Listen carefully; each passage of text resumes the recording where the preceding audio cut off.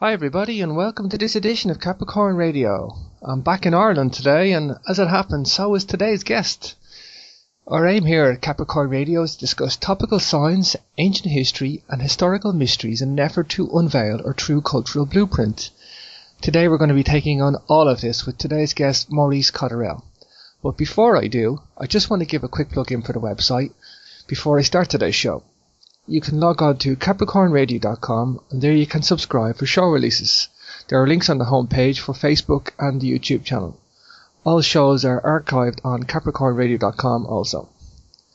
So today I will be discussing the work of Maurice Cotterell, and you can check out his biography on the Capricorn Radio website and follow the links there for his website.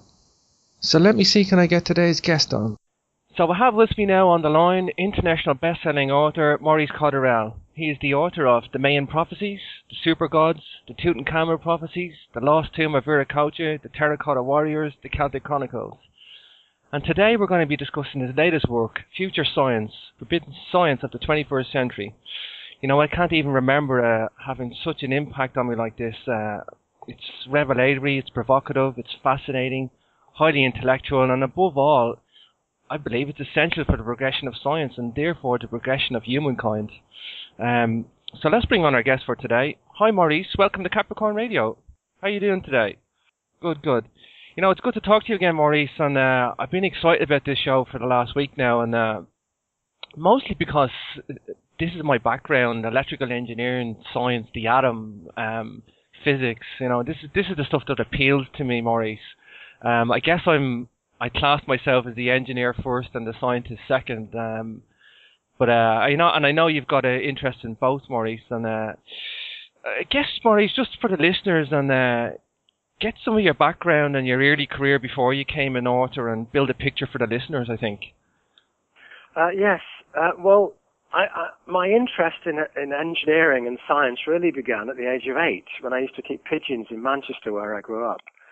And I couldn't figure out how the pigeons found their way home. And I remember when I used to let them go, they used to fly up into the air, circle once or twice, and then zigzag all the way home to Manchester. And I was fascinated as to how this, what they were sensing, what they were actually doing. And I had to wait until I was 20 years old, and I went to sea as a radio officer on board ship. And I was standing in the wheelhouse one day in a storm off the coast of France, watching the steering gear and the gyro compass. And I was looking at the course the ship was plotting. And every time a large wave hit the bow, it knocked us off course. Then the gyro compass would sense the magnetic error and send a signal to the rudder, and the rudder was bringing us back onto course, so that the ship steered a zigzag course. And so it occurred to me then that the pigeons who flew in a zigzag must be finding or sensing this magnetic deviation and then error correcting to get back on course. And that got me very interested in magnetism, how it affected the human brain and the body, and how the sun and the sunspot cycle affected humans on Earth. About the same time, I was interested in psychology and all kinds of things, from ESP to all the paranormal type of sciences. And I decided to investigate psychology and how the brain worked and how magnetism affected the brain, and how sunspots might be instrumental in creating the 12 types of personality that we see in astrology, sun sign astrology. So I went to college for 3 years in Manchester Navy College, and I finished off at Plymouth University doing electrical and communications engineering. And I went to sea as a radio officer, and I was at sea for about 12 years, traveling the world.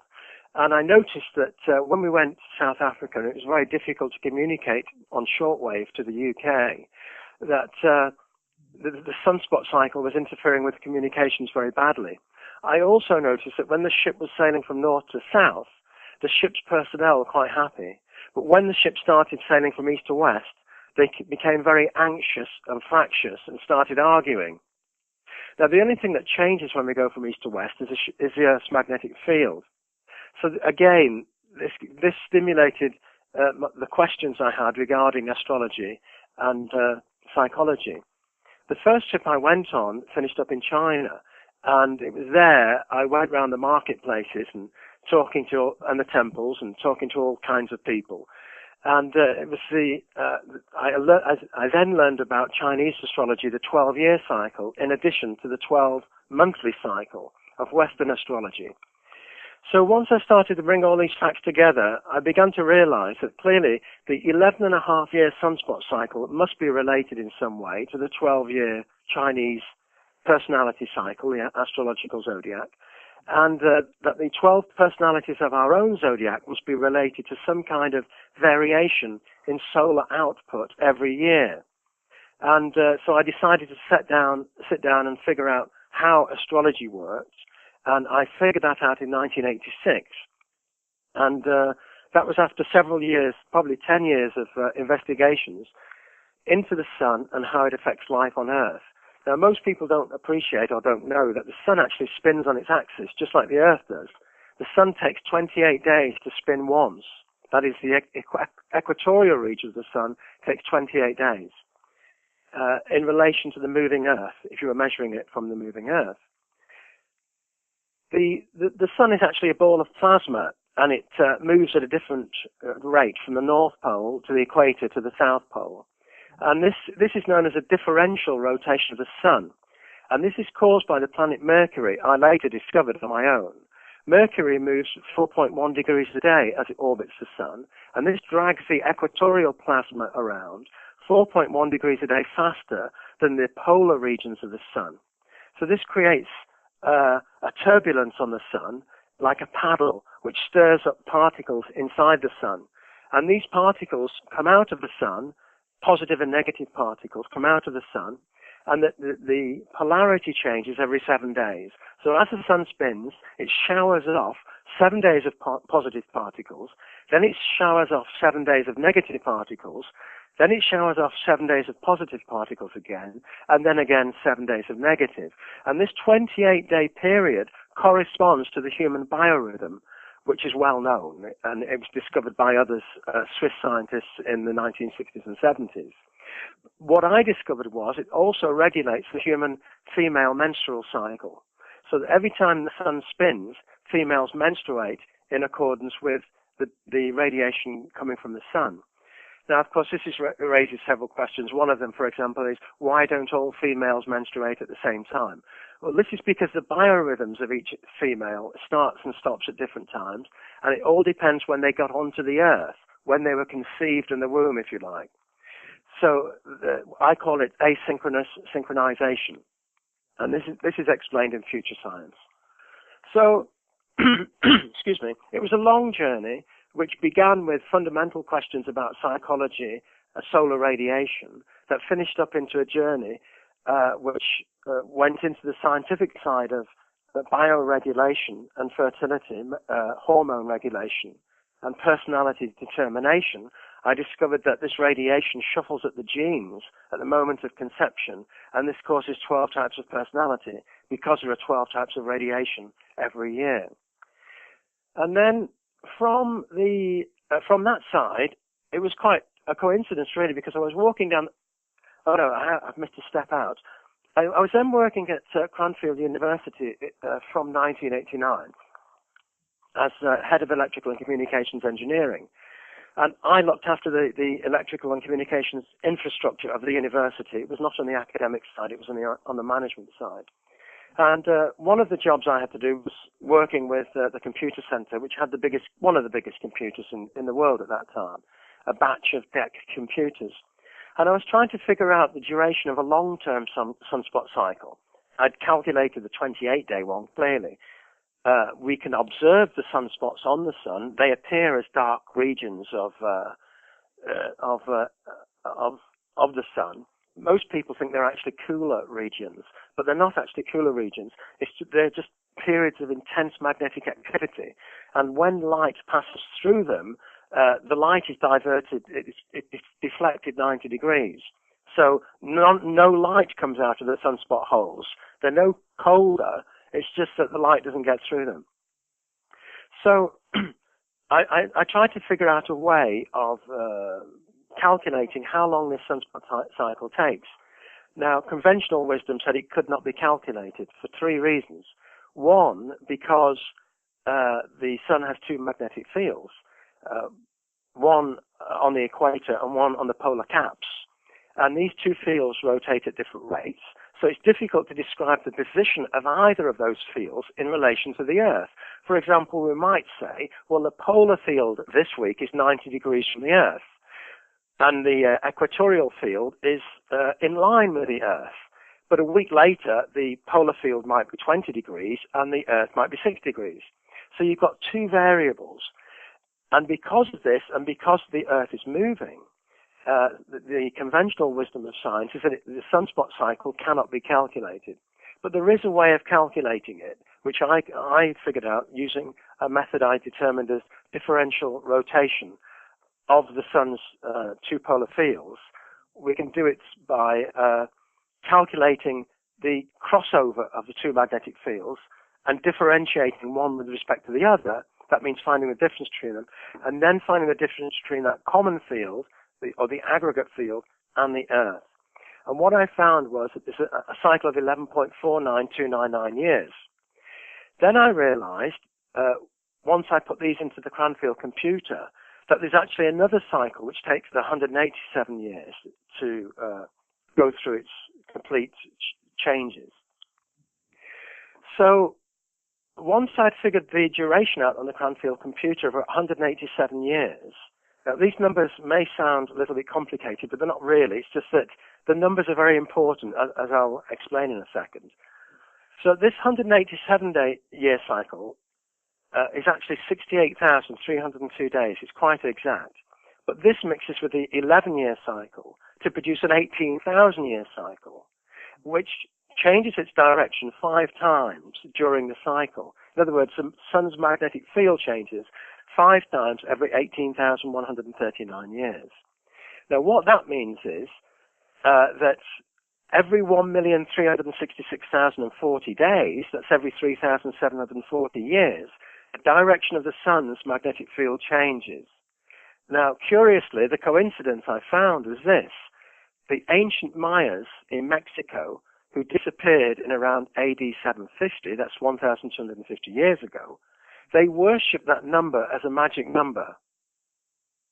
The question which raises the question of how could a so-called primitive civilization who worship the sun as the god of astrology and the god of fertility, how could they have known this 1,250 years ago before the computer was developed? So this set me on a search of ancient civilizations, in particular those that worship the sun, the Mayas of Mexico, the Incas of Peru, the Egyptians of around the age of Tutankhamun, the ancient Chinese of around 200 BC, and of course the Celtic people that migrated from Eastern Europe and Scythia and Egypt around about commencing about 5,000 BC and finishing up about 800 AD. So this investigation of ancient sun-worshipping civilizations then allowed me to understand all other kinds of things about science and physics, that they obviously possessed a higher awareness of science, solar science, and not only that, but spirituality. They understood what God is, why we live, why we die, why this has to be. They explained in their treasures, they left all this information encoded in their treasures for later civilizations like ourselves to discover for ourselves. So, for example, the Mayas encoded all of this information about the sun, the solar science, and about God in their architecture, their calendrical numbering systems, in their jewelry, in their carvings, in every aspect of their existence. They left it behind for us to discover at a later date. Now, one of the questions many people ask is, well, why did they encode it? Why didn't they just carve it down? And there's two answers to this, because the first thing is you can't just write it down, because they were aware that sunspot cycles not only affect personality and fertility, but every time the sun's magnetic field changes every 3,740 years, the magnetic field that showers the Earth switches direction, and it can cause the planets to tilt on their axis. And it did do this in 3113 BC. The sun's magnetic field changed, and the planet Venus turned upside down on its axis. This is why Venus now rotates backwards to all of the other planets, and it's slowing down its rate of axial spin. So they knew that if they wrote it down in their own language of the Quiche Maya, nobody would understand it in thousands of years to come. So they had to write it down in a way that would be preserved, and that any language, somebody speaking any language would understand it. Now, there's two languages that everybody subscribes to in the world. One is the language of pictures. In other words, if we see a picture, we all know what it means. The other one is a numerical system where we use the base 10 because we have 10 fingers. Now, some people say the Mayas used the base 20, but they didn't. They actually used the base 10. So they encoded the information to survive catastrophic destruction caused by pole tilting events. And they also realized that when the sun's magnetic field changes in such a big way every 3,740 years, that there would be no fertility because the menstrual cycle of females would stop. So there would be no babies born. They also knew that every 3,740 years, when the sun is active and sends out more radiation, more X-rays strike the Earth around the equator than they do around the polar regions like the UK and South Africa. So a lot of the X-rays cause spontaneous fetal abortion in early impregnated females around in the equatorial regions, especially around Mexico. So it was important for them. So they had a triple whammy. And they also realized that during a sunspot minimum, more water evaporates, less water evaporates from the oceans, which means that there's less water in cloud formations, less rain, and so they experience a drought and crop failure. So all of this solar science was very important to these sun-worshipping Maya. They knew about the fertility, decline in fertility. They knew about the the increased miscarriages due to X-rays. They knew about the possible pole tilting, which doesn't happen every time. It depends on the strength of the field. And so they had to, they felt they had a duty to write it down, not just for other people, but what we find in their treasures is that they believed in reincarnation, and they explained how reincarnation works, what God is, what heaven is, what hell is, why we're born, why we die, and why this has to be. And because they were acutely aware of reincarnation, it was a good idea because they knew. For example, the Egyptians tell us that when they died, they preserved the internal organs of dead people, they mummified them, and they put the liver, the intestines and the lungs in canopic jars where they preserved them, but they took great pains to explain that they did not preserve the heart or the brain. And what the Egyptians were trying to tell us around the time of Tutankhamun, about 1315 BC, was that when we come back and reincarnate, we have a new heart and a new brain with a new memory. So we remember nothing of the past, not emotionally or intellectually. So they wanted to write the information for themselves just in case they didn't get to heaven. So if they didn't get to heaven, they could pick up where they left off once they'd decoded all this information and get to heaven easier the next time around. So this took me on to a different level of understanding, and this, what I'm referring to now is that they understood that God was light, electromagnetic energy, which is what the Bible says. The Bible actually says in the beginning was the Word, and the Word was made flesh, and God said, let there be light, and there was light. So in the Bible, light came second to the Word of God, if you like. If you look in the Hindu Bible, the Bhagavad Gita, it says God is light. It's quite explicit. God is electromagnetic energy. God is voltage. It's as simple as that. And God is in every human being. God is a battery in our heart. And once the battery goes dead, we die. Now, of course, the battery doesn't go dead usually, and that's because of the way a human being is developed in the womb. What happens is, in the physical dimension, is that a sperm enters the egg, and the cells divide, and the cells become chromosomes, and systems develop, like nerves and muscles and things like that.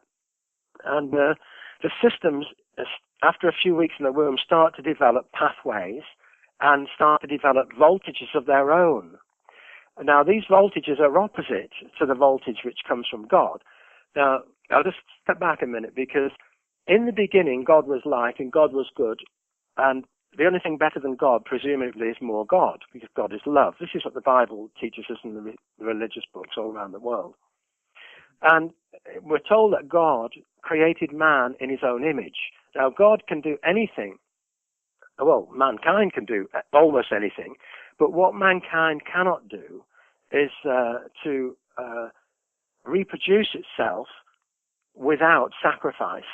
In other words, in order to reproduce, a human being must throw away a sperm or an egg, an ovum, and then the two come together. And in the beginning, God wanted to grow, but because he made us in his own image, and we know we can't grow, the inference, therefore, is that God can do anything except grow. So God wanted to grow because it was a good thing, because God is love, love is good, so the only thing better than God is more God. So in the beginning, God sacrificed a piece of himself in order to grow. Now, in other words, let's say God was 1,000,000 volts to begin with. He threw away 100,000 volts, as simple as that, to create the physical universe. And this physical universe, through the Big Bang, turned into the planets, stars, and everything we see around us. And this is described by Einstein's equation, E equals mc squared. Energy equals mass times the speed of light squared. Now, if God is 1,000,000 volts on the left-hand side of this equation, the equation is actually quite revealing. It reveals something even Einstein didn't know. It reveals that if God is 1,000,000 volts and he throws away 100,000 volts, then if it goes to the other side of Einstein's equation to become mass, then it must change its sign, its algebraic sign. So if God is plus 1,000,000, the 100,000 volts which crosses the equation of Einstein must become minus 100,000. Then we get the Big Bang, and the Big Bang turns into the physical universe. Now, what we see once we analyze this now is that if God is positive on the left-hand side of the equation, 900,000, on the right-hand side we have the negative universe. What we find is, if God lives in heaven, which is positive, then the universe, which is negative, must be the opposite of God. So the universe must be the devil. So this tells us that God sacrificed 100,000 volts. The 100,000 volts went to the other side of Einstein's equation, became negative, the opposite of God, and in so doing created the Big Bang, which created hell. Excuse me.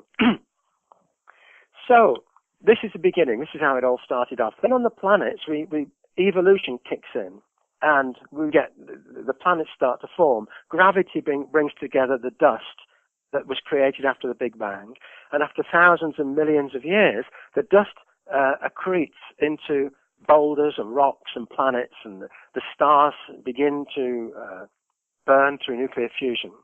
And the planets develop magnetic fields and start to rotate on their axis.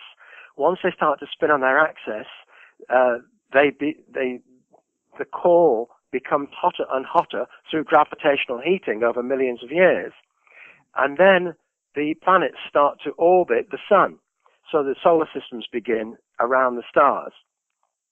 Then night and day begin, so time begins. So now we have time, because before that, nothing ever happened, so there was no time. Nothing happened before anything else, nothing happened after anything else.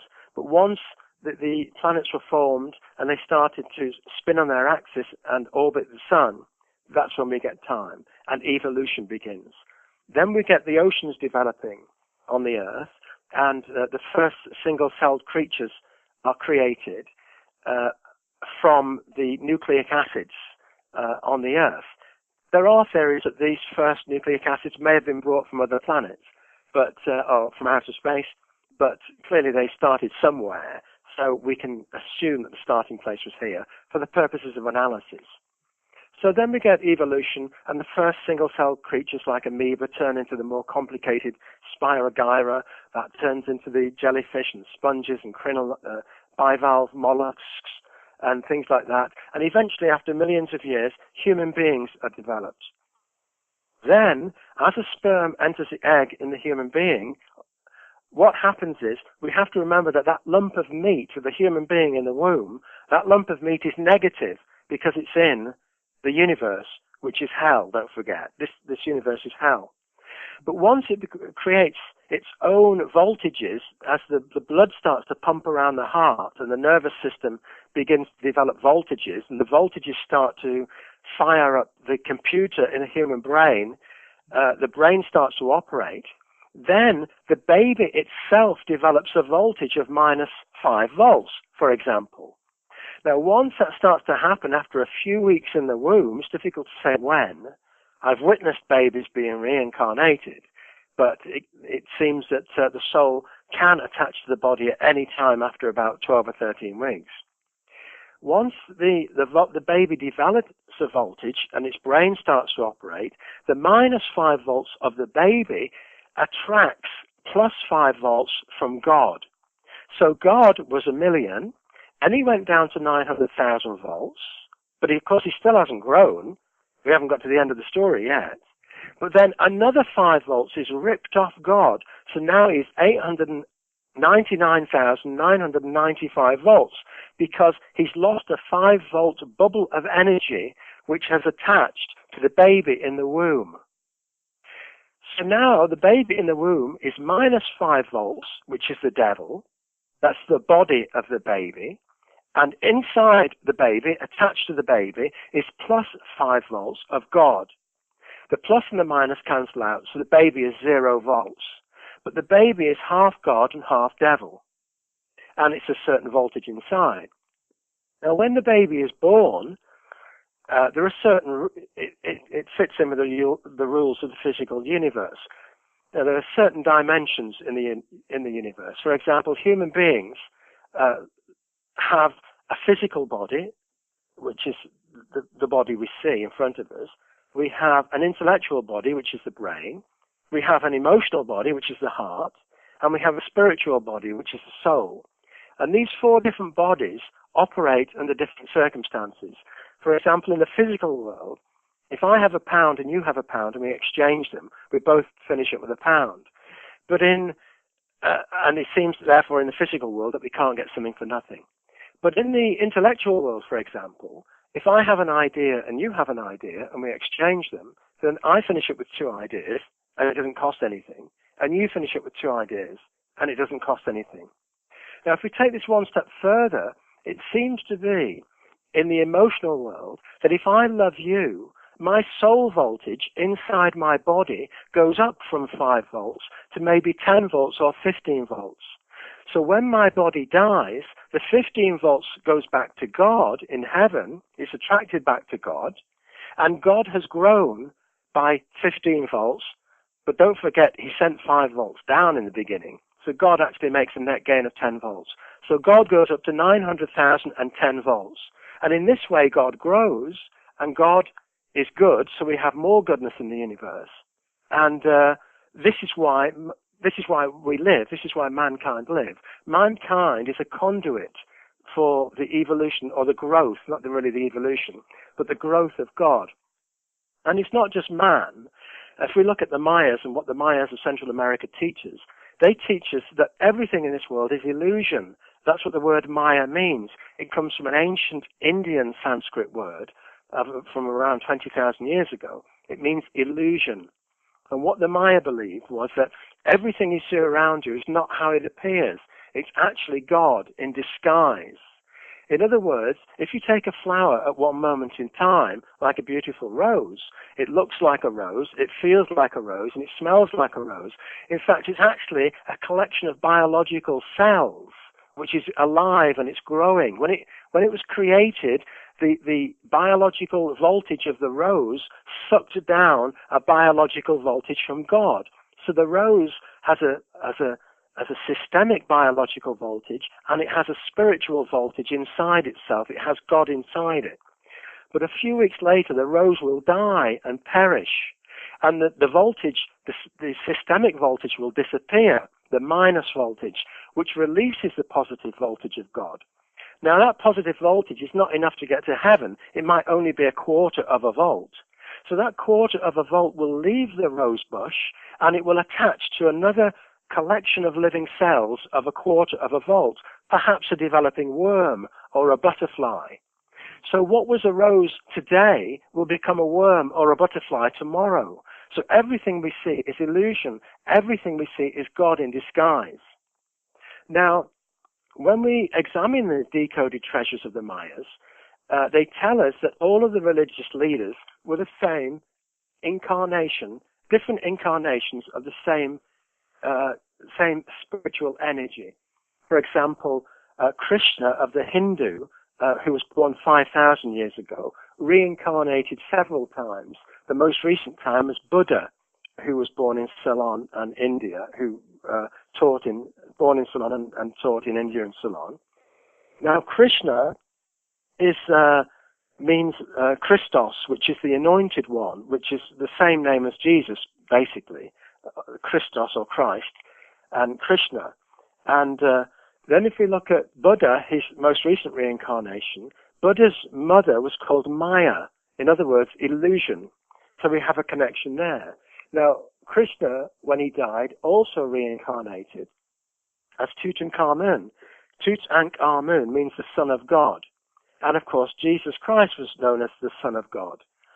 And Jesus Christ, if we look at phonetically what was said in the manger, supposedly in history, when the angel came down and said to Mary, "You will have a child and he shall be called Jesus." He didn't write it down. It was spoken.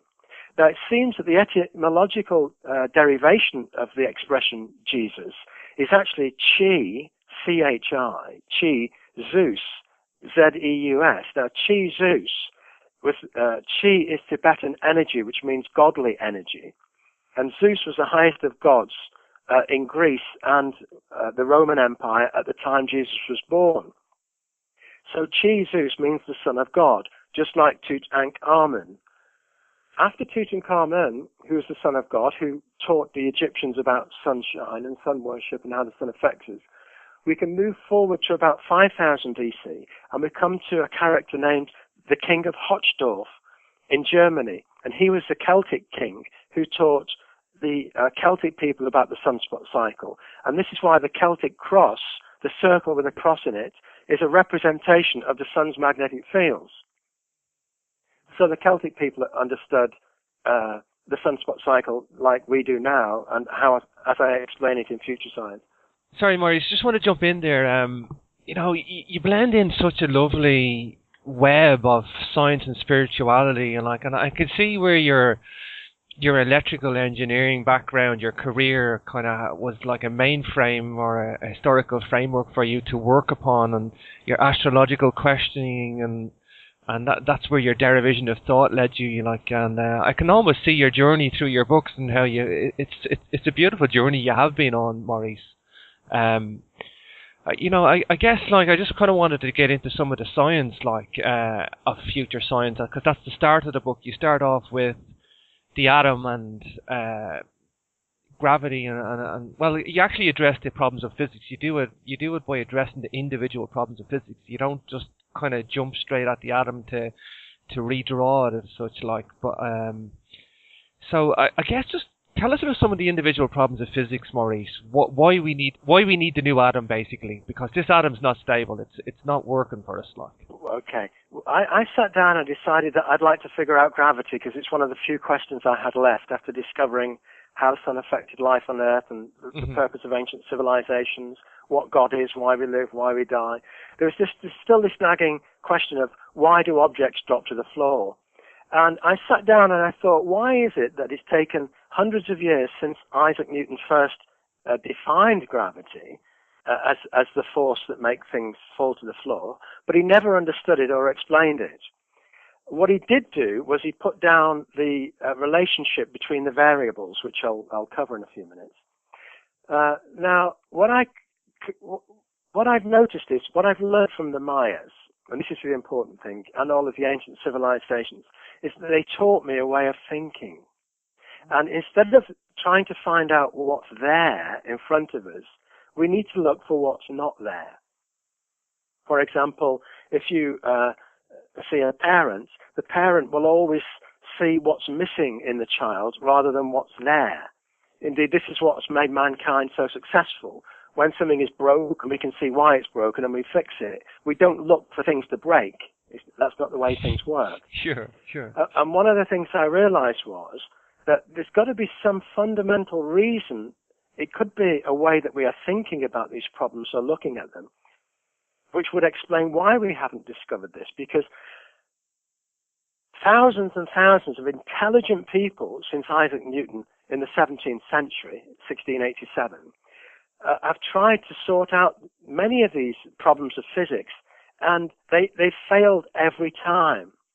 Now, what fascinated me about the first thing I knew about Isaac Newton was that not only was he a scientist, but he was also a very spiritual person who believed in God. Albert Einstein was not just a scientist, he was a very spiritual person who believed in God. Exactly the same, yeah. And the Mayas, the Egyptians, the Peruvians, the Chinese, and the Celts weren't just scientists. They believed in God. So again, alarm bells started to ring here. And I began to think, well, maybe the God inside us, it's the God inside us which is the intelligence. It's not my brain. For example, if you look at a swallow flying through the branches of a tree at 100 miles an hour, it's not because it's an intelligent swallow. It's not his brain that's enabling it to fly at 100 miles an hour. It's the God inside the swallow, which is very, very intelligent, which enables the swallow to fly through the branches of the trees. So I thought, well, okay, if God is inside me, then I should be able to understand anything, because God is what's driving my brain. And I learned that if I read anything, any material at all, be it scientific, artistic, or anything else, and I didn't understand it, all I had to do was go to bed, close my eyes, and let God answer the questions. And when I woke up in the morning, I would have the answers. That's how I began to figure out this stuff. I would wake up in the early days, and I wouldn't understand what I've done when I woke up, but I would write it all down and then study it, and it would become clear in the weeks and months that followed that how what I was trying to figure out actually worked. Now, going back to this thing about why is it so many intelligent people haven't answered the question, it's because they've not had God inside them. Einstein did, he answered a few questions, and Newton did, and he answered a few questions. So I thought, well, okay, I'm well qualified to address these problems now. Now I understand what's going on. So instead of looking for what science understood, I first of all looked at what science didn't understand. And I was absolutely shocked to realize that science understands nothing. Science is very, very primitive. When we're brought up at school, we are led to believe that these people are intelligent, they go around scratching their heads and wearing white coats. But quite frankly, these are very, very primitive people. The first indicator of this is that they can't understand God, and that's why they denigrate God and anything to do with religion. But just for all those people who are not acquainted with science or physics, just let me say that future science has been written for any 10-year-old. So the last thing you need to understand future science is any education into science or physics whatsoever, because it will be an impediment. Because those who have studied science and physics have been poisoned. Their minds have been poisoned. And they're very closed-minded. For example, scientists do not know why the positive charges, which are in the middle of atoms, don't spring apart, because positive repels positive. And of course, the atom was discovered by Ernest Rutherford between about 1910 and 1918.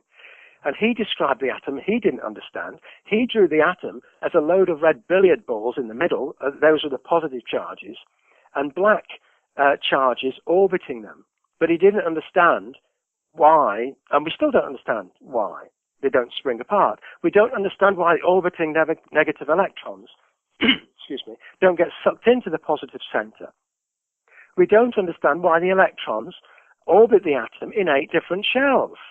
And I should, before I go any further, say that all of these things are explained in future science. And let me just add there, Maurice, you have such a beautiful collection of artwork and diagrams in future science, and it reduces these complex ideas into manageable, bite-sized chunks, and it's beautifully illustrated throughout. It's a hardback copy, and it's got full-colour gloss pictures in it, and it's beautiful. It's a joy to read, to have the artwork to match it up there as well, Maurice. And this was something I learned off the Mayas. If you wish to explain something, you've got to use pictures. Yeah, visually is the way forward, definitely. Visually, because love is in pictures. Love is not in equations. Yeah. And it's all about love, and it's all about God. Now, they also don't understand why the shells of the atoms are offset by at least 45 degrees. They don't understand why objects fall to the floor. Isaac Newton gave it the name of gravity, but he never understood how it worked, and we still don't understand why objects fall to the floor. It's explained in future science. It's very, very simple. They don't understand why a magnet sticks to the fridge door. Now, right now, listeners are going to start scratching their head and say, come on. They must understand why or how a magnet sticks to the fridge door. They don't even like you asking the question. Exactly. They don't understand how electricity works. And you'll say, but they must do. We have electric lights. We have televisions.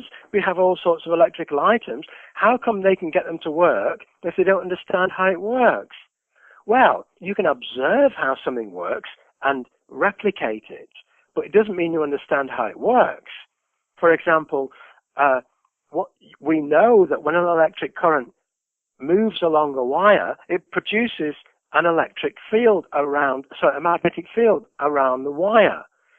So we can use the magnetic field for a bell, a doorbell, or for a relay, but we don't understand where the magnetic field comes from. And again, we can go on with these questions in every branch of science. We do not understand any of the fundamentals of science. We don't understand why stars spiral into galaxies. We don't understand why stars cluster inside each galaxy. Now, neither do physicists, and they make things up. They say, well, there must be more gravity out there holding everything together. So let's pretend there's more planets, and let's pretend that there's more gravity. And this is the thing I never agreed with either, Maurice, was this dark matter, and this is where you're going with this, I guess, that they made up this dark matter. Yeah, they make it up. This magic substance. To fit the things they don't understand. And, I see it it's like a dog confronted with 10 dinners, 10 platefuls of food on the floor. And the dog goes manic. As soon as you put the 10 plateful of food down, it runs from plate to plate, grabbing a mouthful of each plate, gorging itself. It doesn't know which plate to turn to first, and it's afraid to leave any plate alone in case somebody else grabs it. And this is what scientists are like. They don't understand anything. So they move on to the next best thing. Well, we don't understand how the atom is, so we'll make a doorbell instead. Well, we don't understand how a magnet works, so we'll make a relay instead. And the same thing is happening now with genetically modified foods and Frankenstein science. They haven't got a clue. If it's difficult, they drop it and run and try to get onto something simple. Now, what I found was that once I listed all of these, what I call 12 great mysteries of physics, and there's a couple of others like the sunspot cycle, global warming, and things like that, I then started to look at the problem in a different way, going back all the way to Newton and dismissing everything since Newton, basically, even dismissing all of Einstein's work and quantum theory, which is nonsense. Now, let me just add there, Maurice, because I'm glad you brought that up just before we go on a bit. I've studied quantum physics, I had to, and basically they even tell you in university that if you think this is what Niels Bohr, the father of quantum physics, quoted, that if you think you understand quantum physics, then you don't. And this is the psychobabble that they actually preach you. And all they do is teach you mathematical equations that model it, but it doesn't explain what it is. And people think that quantum physics are the smartest guy on the planet, but all they can do, they're just mathematicians that are modeling stuff that they don't understand. And I do always try and dispel this to people when they think that. Now, I'm not putting scientists down. There's good scientists out there, but they do think that this quantum physics is the be all and end all of the problems of the planet. Now, they can use quantum physics to put the tracks on mobile phones closer together to know where to exactly put them so that they don't get confused, because it's an application of quantum physics, but it's basically an application of mathematics. It still doesn't understand anything about the whole branch of quantum physics. So. Absolutely. And you see, they can't have it both ways. They can't say they're scientists and agree with quantum physics, because quantum physics is based on probability, and probability is not a science. Probability is chance. It's all about chance. A science is specific. It has specific laws which relate to each other in specific ways for given temperatures and pressures. They do not change. You can't say, well, it might be this or there might be a 10% chance. So even if they subscribe to quantum physics, it cannot be science. It's simply speculation. As for relativity, Albert Einstein was a reincarnate, as many of us are. He'd been born many times before. And because of that, I've seen it many times with researchers. I've met many researchers, and they've brought things forward from a previous life. The Tibetans cause this knowledge. They give it the name of sanskaras, that are they're brought from one life into the next life. And so you say, well, what does a sanskara look like? Well, a sanskara is an energy attached to the person when he's alive. So when the soul leaves the body and does not go to God, it can only come back to the earth, which is purgatory, or the sun, which is hellfire. So it stays on the earth, and I wanted to get into the Higgs boson scam, because that's a recent thing that's occurred, Maurice, in the media with their publication of this finding the God particle, and I believe that's a scam too. I've never agreed with particle physics. I've got major reservations about a lot of things in physics, and I'm glad that your book Future Science, when I read it, because you dispel the myths that half of science is, Maurice. Absolutely. The Higgs is a scam, an absolute scam. They're saying they've discovered a particle, which, now, in my view, there are only three particles: protons, electrons, and neutrons, and that's all we need to explain all of these mysteries of physics. What happened was, in 1935, because they couldn't understand the atom, they couldn't understand why the protons didn't spring apart, a researcher named Yukawa said, well, maybe they're glued together with some kind of glue. So they started looking, we're going back now to what if science. That's what I call it, what if science. What if all of these positive charges were glued together? So they said, okay, what would they be glued together with? Well, let's say it's like Velcro. But then another guy said, but what do you mean? Like, you got Velcro where one side has got velvet and the other's got a hook side. So the hook side sticks to the velvet side. Is that what you mean? And he said, yeah, it'd be like Velcro. But then another guy said, well, hang on a minute. What happens when you finish up with two positive charges covered in the velvet side? They wouldn't stick to each other. And what would happen if you had two positive charges covered in the hook side? Those two wouldn't stick together. So another guy said, well, that's true. So there must be three types of Velcro. So here we go again. And what's happened since then in 1935 is they've been looking for more than 300 different atomic particles. In fact, if you look in the Oxford Science Dictionary of this search for more particles, it says the whole elaborate theory is circumstantial. None of the small particles have ever been identified in experiments. The theory does not claim to have been verified. Now, what I've shown in Future Science is that the particles don't exist, and they're actually getting manufactured inside the particle accelerators. Now, the thinking behind this goes like this. We don't know what's inside the atom, so let's smash two of them together, break them open like boiled eggs, and examine the bits inside. That's the way of thinking we've had since 1935. So if you imagine you smash two boiled eggs together, you look at the bits inside, you say, look, some of it's yellow, some of it's white, and some of it's shell. So we must have a yolk, we must have a white, and we must have a shell in each egg. So that's the basis. So they say, well, if we smash two atoms together, it'll tell us what's inside the atom. Well, that is correct if you throw two atoms together. But they're not trying to find out the particles, the protons, the electrons, and the neutrons. They're trying to find subatomic particles. So what they're doing is smashing the particles together, the protons together. Now, when you smash a proton together, you're simply disintegrating the particles into smaller bits which have different properties. These are not subatomic particles. They're just damaged particles. They're fragments.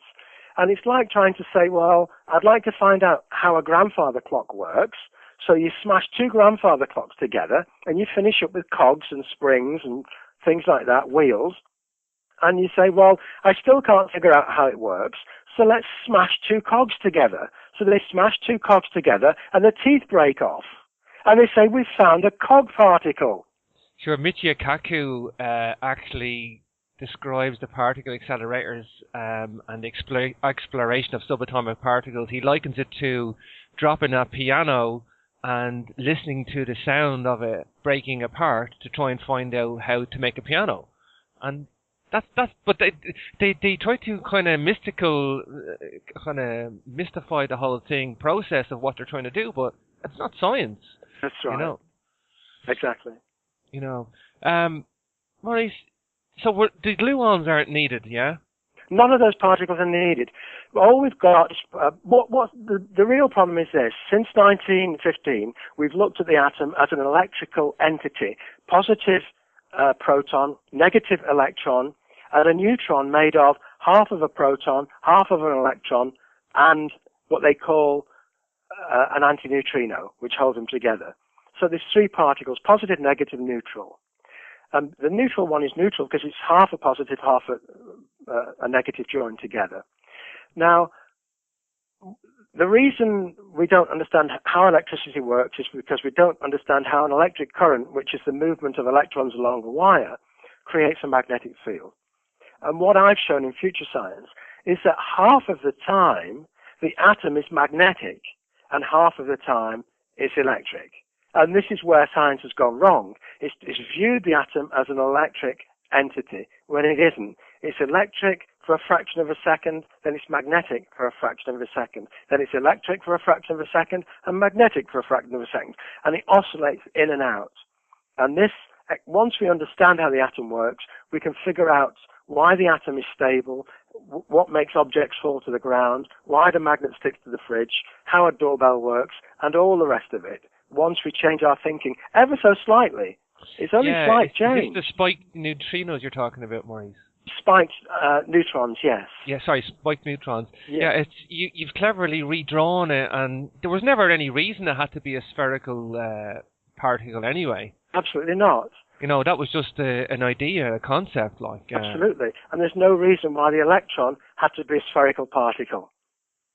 No reason at all. All you have to do to understand all of physics is to change the shape of the electron from a negative sign into a coil and change the shape of the neutron from a sphere into a cylinder or a sphere which is coil-shaped, like the continuous peel of an orange.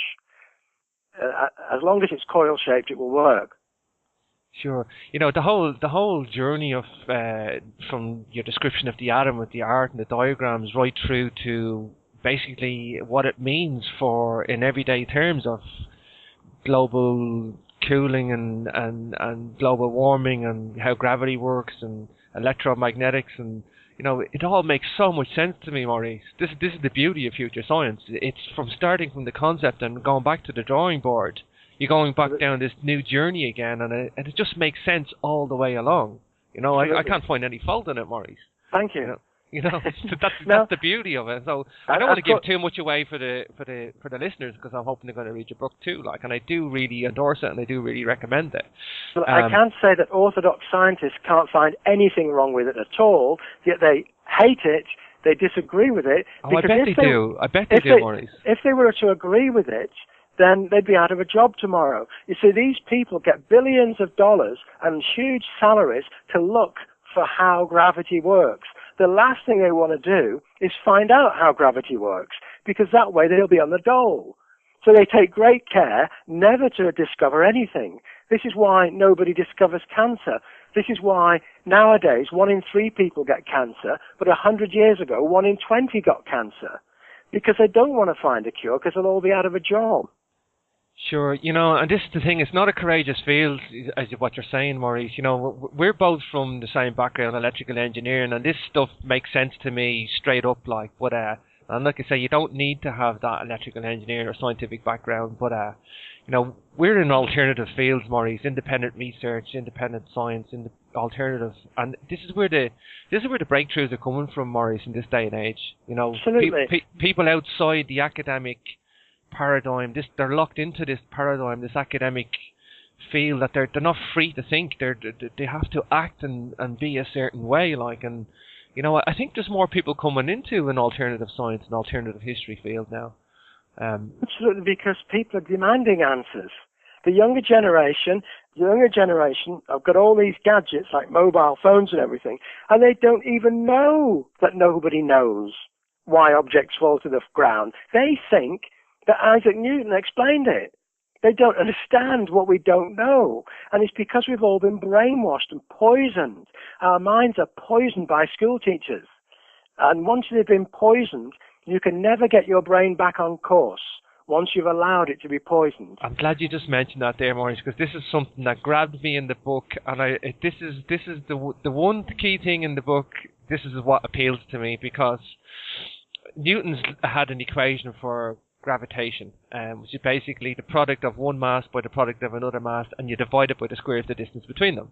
But the problem is, you need to multiply this by a magic number called the gravitational constant. Now, this is just the most ludicrous idea to me. I never was happy with this. Now, I was in school, and I have what they termed me at 100% logic percentile, but they had me down for Asperger's, and they had me down for ADHD, and they had me down for high latency and all these problems, but I do have 100% logic percentile, and when I see something that doesn't agree with me, I don't like it. And I never agreed with that equation, because I was like, how can you just make up this magic number and put it in?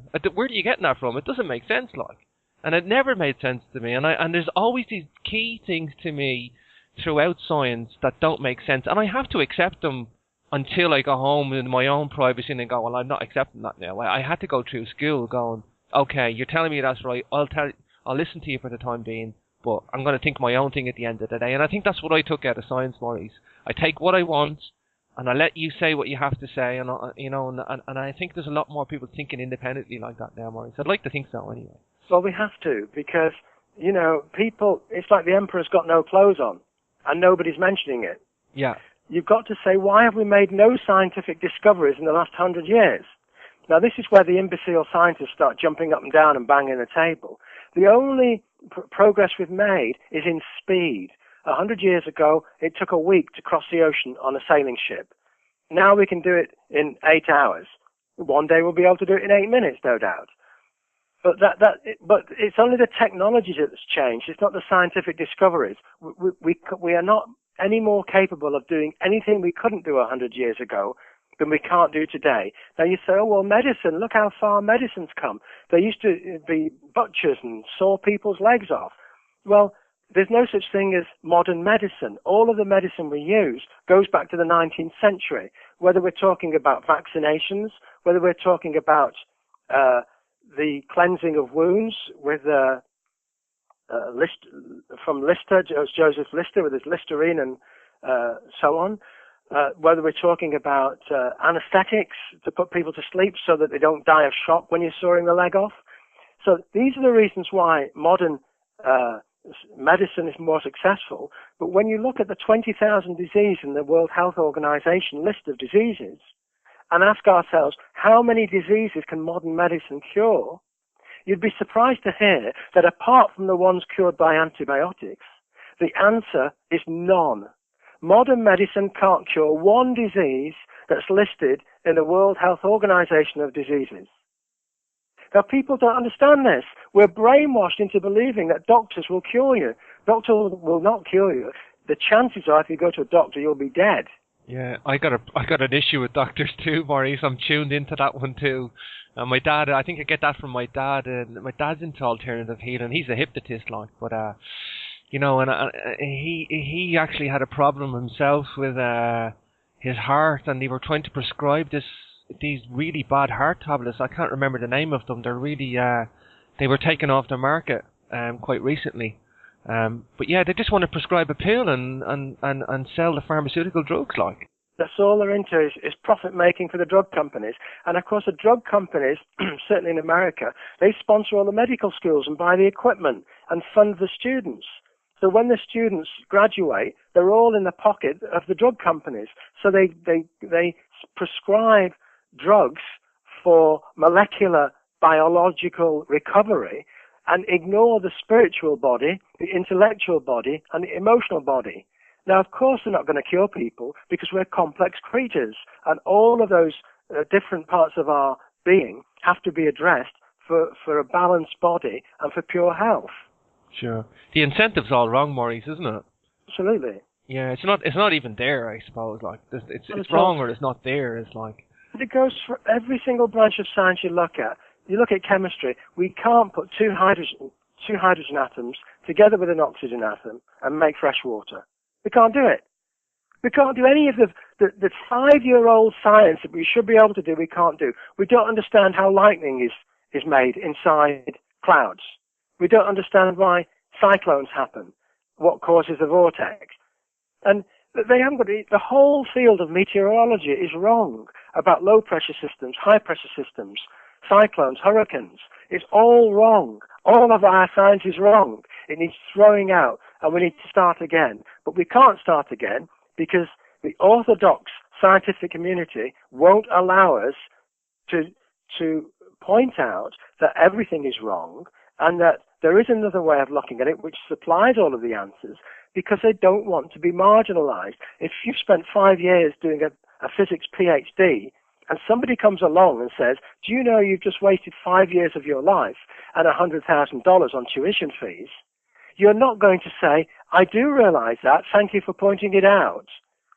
You'll stand your ground and you'll fight for what you've been brainwashed into. And this is the problem. And so it perpetuates. And if you don't regurgitate the drivel when it comes to exam times, then you fail your exams. So you've got to digest the nonsense in order to graduate from university. And then you have to, in order to succeed, you have to get rid of all that nonsense and go back to being a 5-year-old and start doing it all over again. Sure, I think that, and I just wanted to bring it into CERN, the particle accelerator in Switzerland. Like, you know, that this is the home of the problem, because it's like this core framework that they attach themselves to now, and everything else descends from that now. And you know, that's been one of the biggest mistakes mankind's ever done, I think. You know, well, absolutely. I mean, if you look at, they made an announcement last July, CERN, that they had discovered a subatomic particle which was consistent with the Higgs boson particle. That is the smallest particle that they've been looking for so far, which would put all their glue together because they can't find it. But just in July last year, they made a big announcement on all the news shows. Scientists at the nuclear establishment in Switzerland discover a particle consistent with the Higgs boson particle.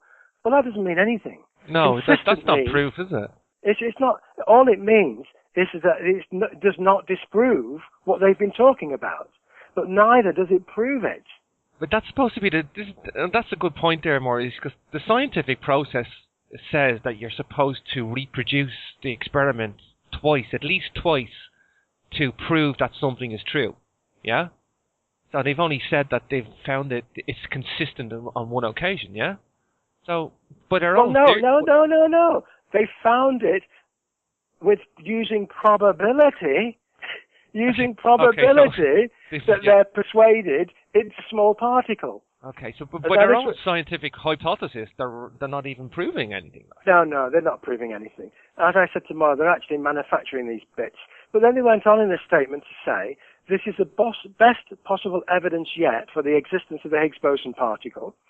Within 8 hours, the BBC and Sky News announced scientists have discovered the smallest particle in the world, the Higgs boson particle that they've been looking for.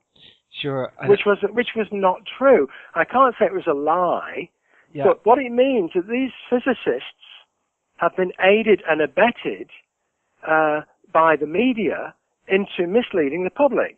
They're victims of their own environment, I think, Maurice. The the physicists on the ground that are involved, and I don't think they know any better, to be honest. Well, they do, because this had to be deliberate. The choice of the words betray their deceit and disingenuous intent. Right. The fact that they use consistent. You wouldn't use that. You'd say, we believe we have found the particle. Yes. You don't say it was consistent with. You don't say, this is the best possible evidence yet. And then at Christmas, in the New Year's Honours List, you don't give the guy who made all this fairy story up a Queen's Award in the New Year's Honours List. Yeah, it's like specifically politically correct way of saying it. It's like a litigation statement almost. It's legal nonsense. Legal nonsense. You know, and that's another thing. The media kind of concentrated on the guy Higgs himself and the emotional attachment that he had to ever finding the particle. Yeah, well, it's ludicrous. It's absolutely bizarre. The whole episode is bizarre. Now, they can't come out. All they want to do is delay things. They spent $5 billion on this particle accelerator, which has been up and running for 4 years. They had a fire, it blew up, so it's actually only been operating about 2.5. They shut it down 3 days ago for 2 years to modify it. So the CERN, the Large Hadron Collider, was shut down. This was announced on the news on Friday, I think it was, by Al Jazeera TV. I didn't hear it on the BBC or Sky, but they shut it down for 2 years to double the voltage so that they can smash the particles together twice as hard. Now, what this means is, in 2 years' time, most of them, or several of them, will have retired. That's all they care about, because in 2 years' time, they'll fob us all off with an excuse that since they made the announcement that they would reopen in 2015, they ran out of money, and now it's going to take till 2018.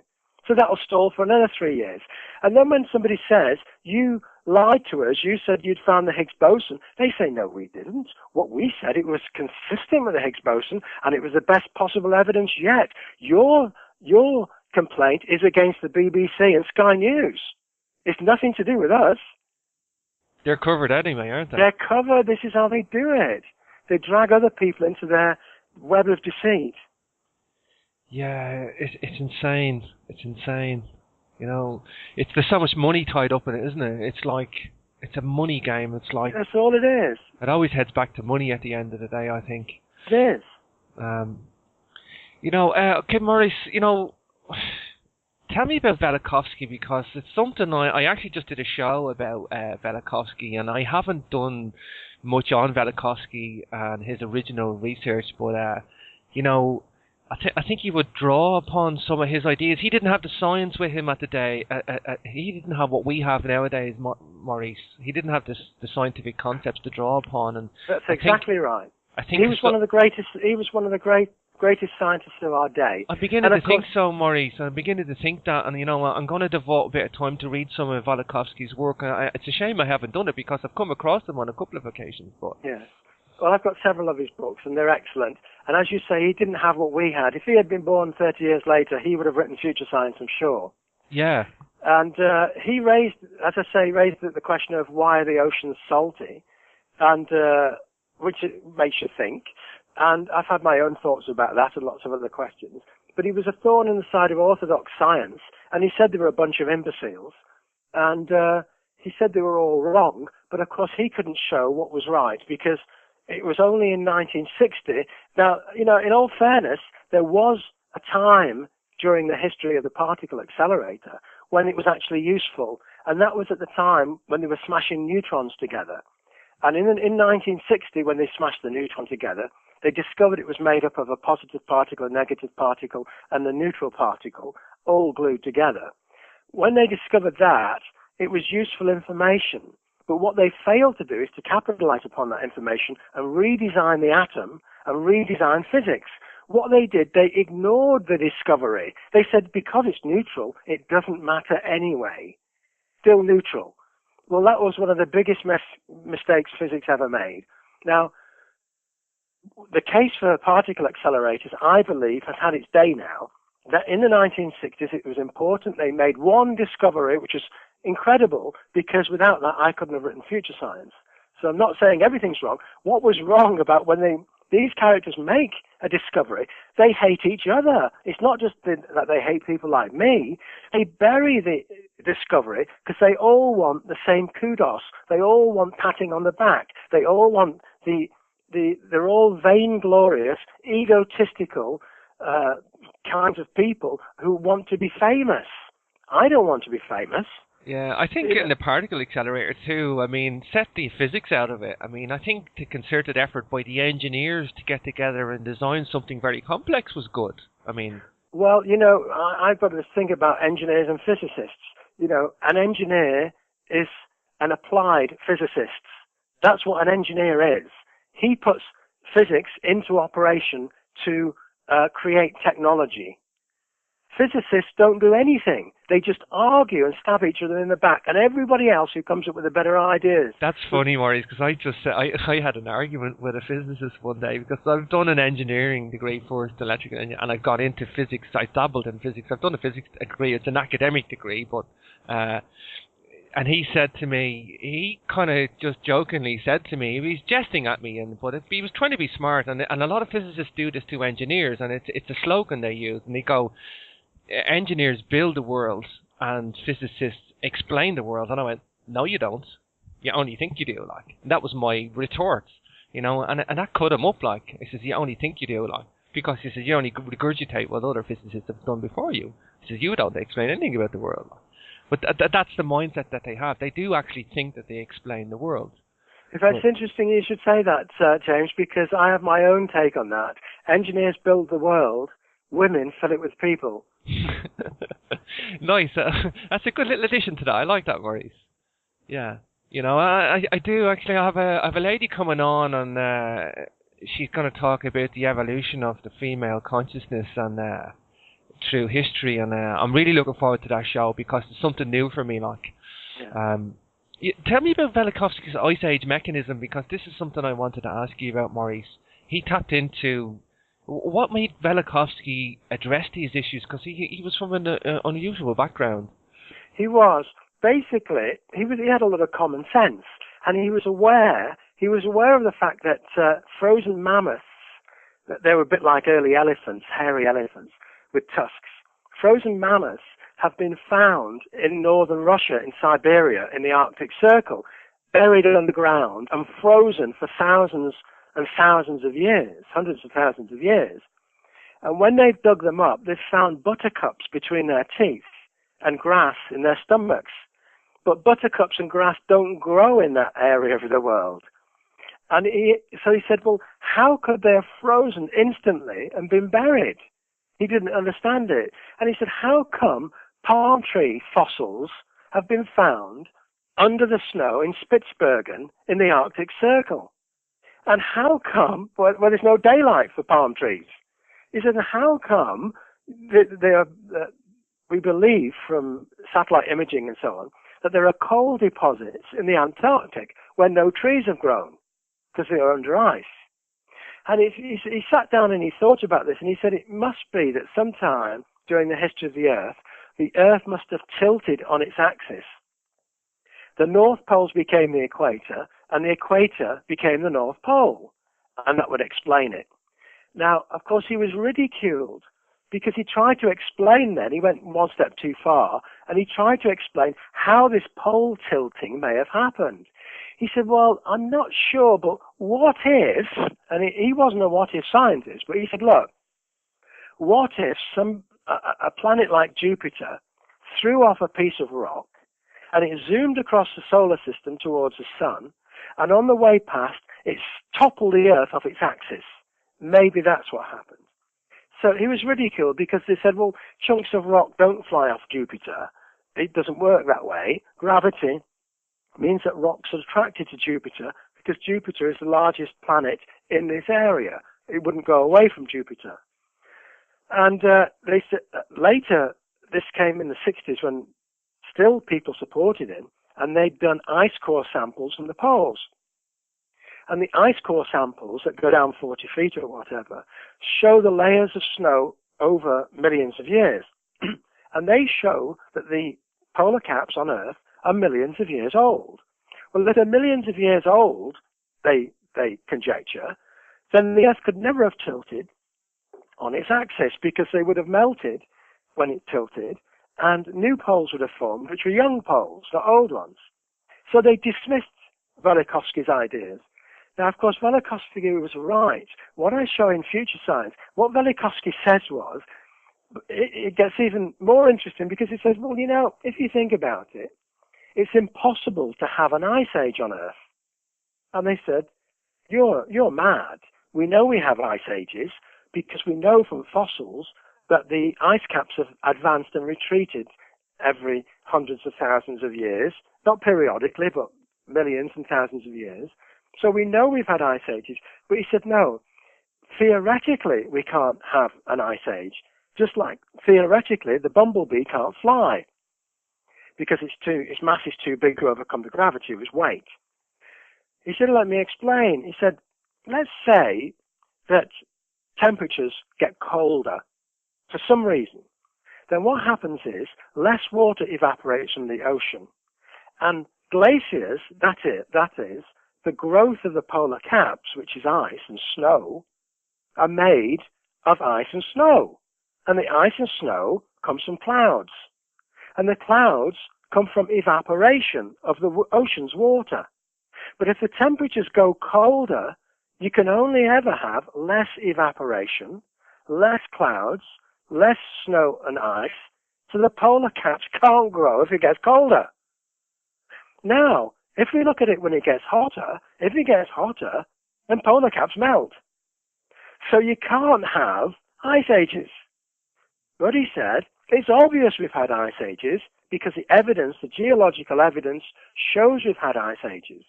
He said, and this is what I think happens, he said the only way we can get ice ages is for the Earth to heat up from the middle first. The middle would heat the oceans would boil, giving off more steam. The steam would condense during normal temperatures. The condensing steam would turn into more ice and snow during normal times, and the ice caps would grow. And what I've said in Future Science, I've taken it a step further, I've said that this heating of the inner Earth is caused by gravity waves. Now, as the Earth gets hotter and hotter, the inside of the Earth melts, and the core is molten. Then the slush, the snow on the bottom of the caps starts to melt, and we get slush. Maybe 1 or 2 feet of slush compressed between the Earth and the glacier itself. And then what happens is the sun changes its magnetic field after 3,740 years. The Earth tilts on its axis, but the polar caps stay behind in their position with respect to space. It's a bit like pulling a tablecloth from underneath a set table. All the knives and forks stay in the same place. But if you pull the cloth quick enough, nothing moves, and even the water jug will stay on the table. We've all seen the demonstration by magicians and people like that. So what happens is the velocity of the tilt is so great and so swift, it happens instantaneously with such inertia that the caps are left behind. That causes tidal waves, which sweeps across continents and oceans. All the mammoths are swept up and get dumped into ravines and low-lying areas. Then they're covered up with mud and muck, and they're buried for millions of years with buttercups in their teeth and undigested grass in their stomachs. And so what we see is that Velikovsky was right, but he didn't have the information I had to explain it. Sure. And that's what you do in Future Science, Maurice. You provide the mechanism now for that, and it's so nice to see that. Because I was aware of Velikovsky's ideas. I didn't know they were actually Velikovsky's because I had read a book called The Path to the Pole by Charles Hapgood, and I think Charles Hapgood was drawing on Velikovsky's work. But I didn't. It's not that I didn't know. I don't think I knew it was Velikovsky's original idea at the time. I had been researching ancient maps and stuff like that, and that's why I got onto Charles Hapgood. It's a very good book. Yeah, I've read it, and it's very good. It gives you Pole Shift. It's called, the one I read anyway. Yeah, I think he's got a couple on it, and and it's got a foreword by Albert Einstein as well, because Albert Einstein had endorsed it, and he was pally with Velikovsky, wasn't he? Yes, I think he had an open mind. You see, you've got to realise, most people don't realise that although Einstein didn't understand, although Newton didn't understand how gravity works, and this is what I was going to mention earlier. A lot of people have been reincarnated before, and they bring these samskaras with them into the world, these energy patterns. Now, what it means is a human being is still a human being. You say, well, how can we carry information in our body? Our soul, how can our soul carry information from one incarnation to another? And I liken it to making a loaf. You can make a loaf of bread, and you can slice it. Now, you can make a loaf into the shape of a letter A. You can make a loaf into the shape of a letter B. You can make a loaf into the shape of a letter C. Now, those loaves carry information, but they're still made with flour, water, and yeast. It's still the same loaf, but they carry information. And the soul carries information in samskaras from one reincarnation to another. And this is what I believe about Einstein. He was born previously in somewhere like Atlantis, which was fabled to have existed about 20,000 years ago, or 15,000, depending who you want to take, whose figures you want to take. Now, Einstein knew that there's two types of gravity. I call them gravity and itivag. Gravity comes towards us, itivag energy moves away from us. And it's very, very simple once you understand how it works. I'm glad you pronounced that for me, because I was going to ask you about itivag. I didn't know how to pronounce the word. Well, of course, I had to make the word up. It's just gravity backwards. Right. Oh, well, sorry. Is that where you get it from? Oh, that's where I get it from. It's simply because it's gravity going away from you instead of gravity coming towards you. Ah, okay. Now Einstein knew that gravity was relative to the observer from his previous life in Atlantis. This is what I believe. Now, when he was born, his samskaras were nagging away at him, saying, gravity is relative, gravity is relative. So he sat down and he thought about this, and he came up with a theory of relativity, in which he tried to describe gravity, but failed hopelessly. Okay? Now, this is what happens very often. I've come across lots of people, and I liken it to a blind man in a room with an elephant, or three blind men in a room with an elephant. One touches the tail, and he says, I've found a whip. Another one touches the leg and says, I found a tree trunk. And the other one touches the ear and says, I found a blanket. And none of them can see the whole picture. And this is what happens when the samskaras come back, but they're not complete. There's bits missing.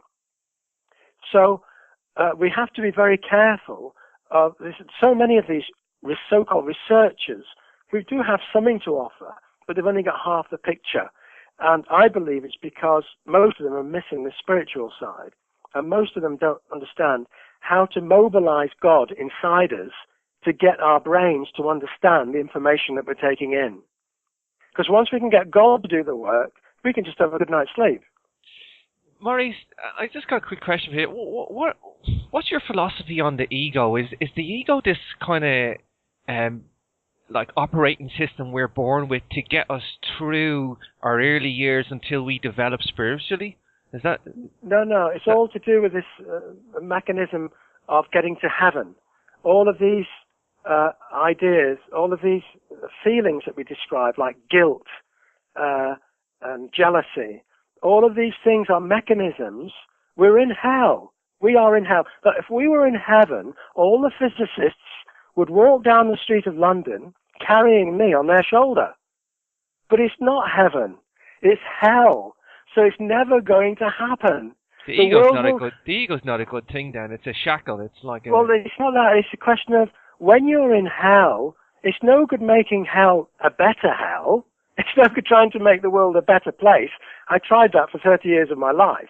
All you finish up with is a better hell.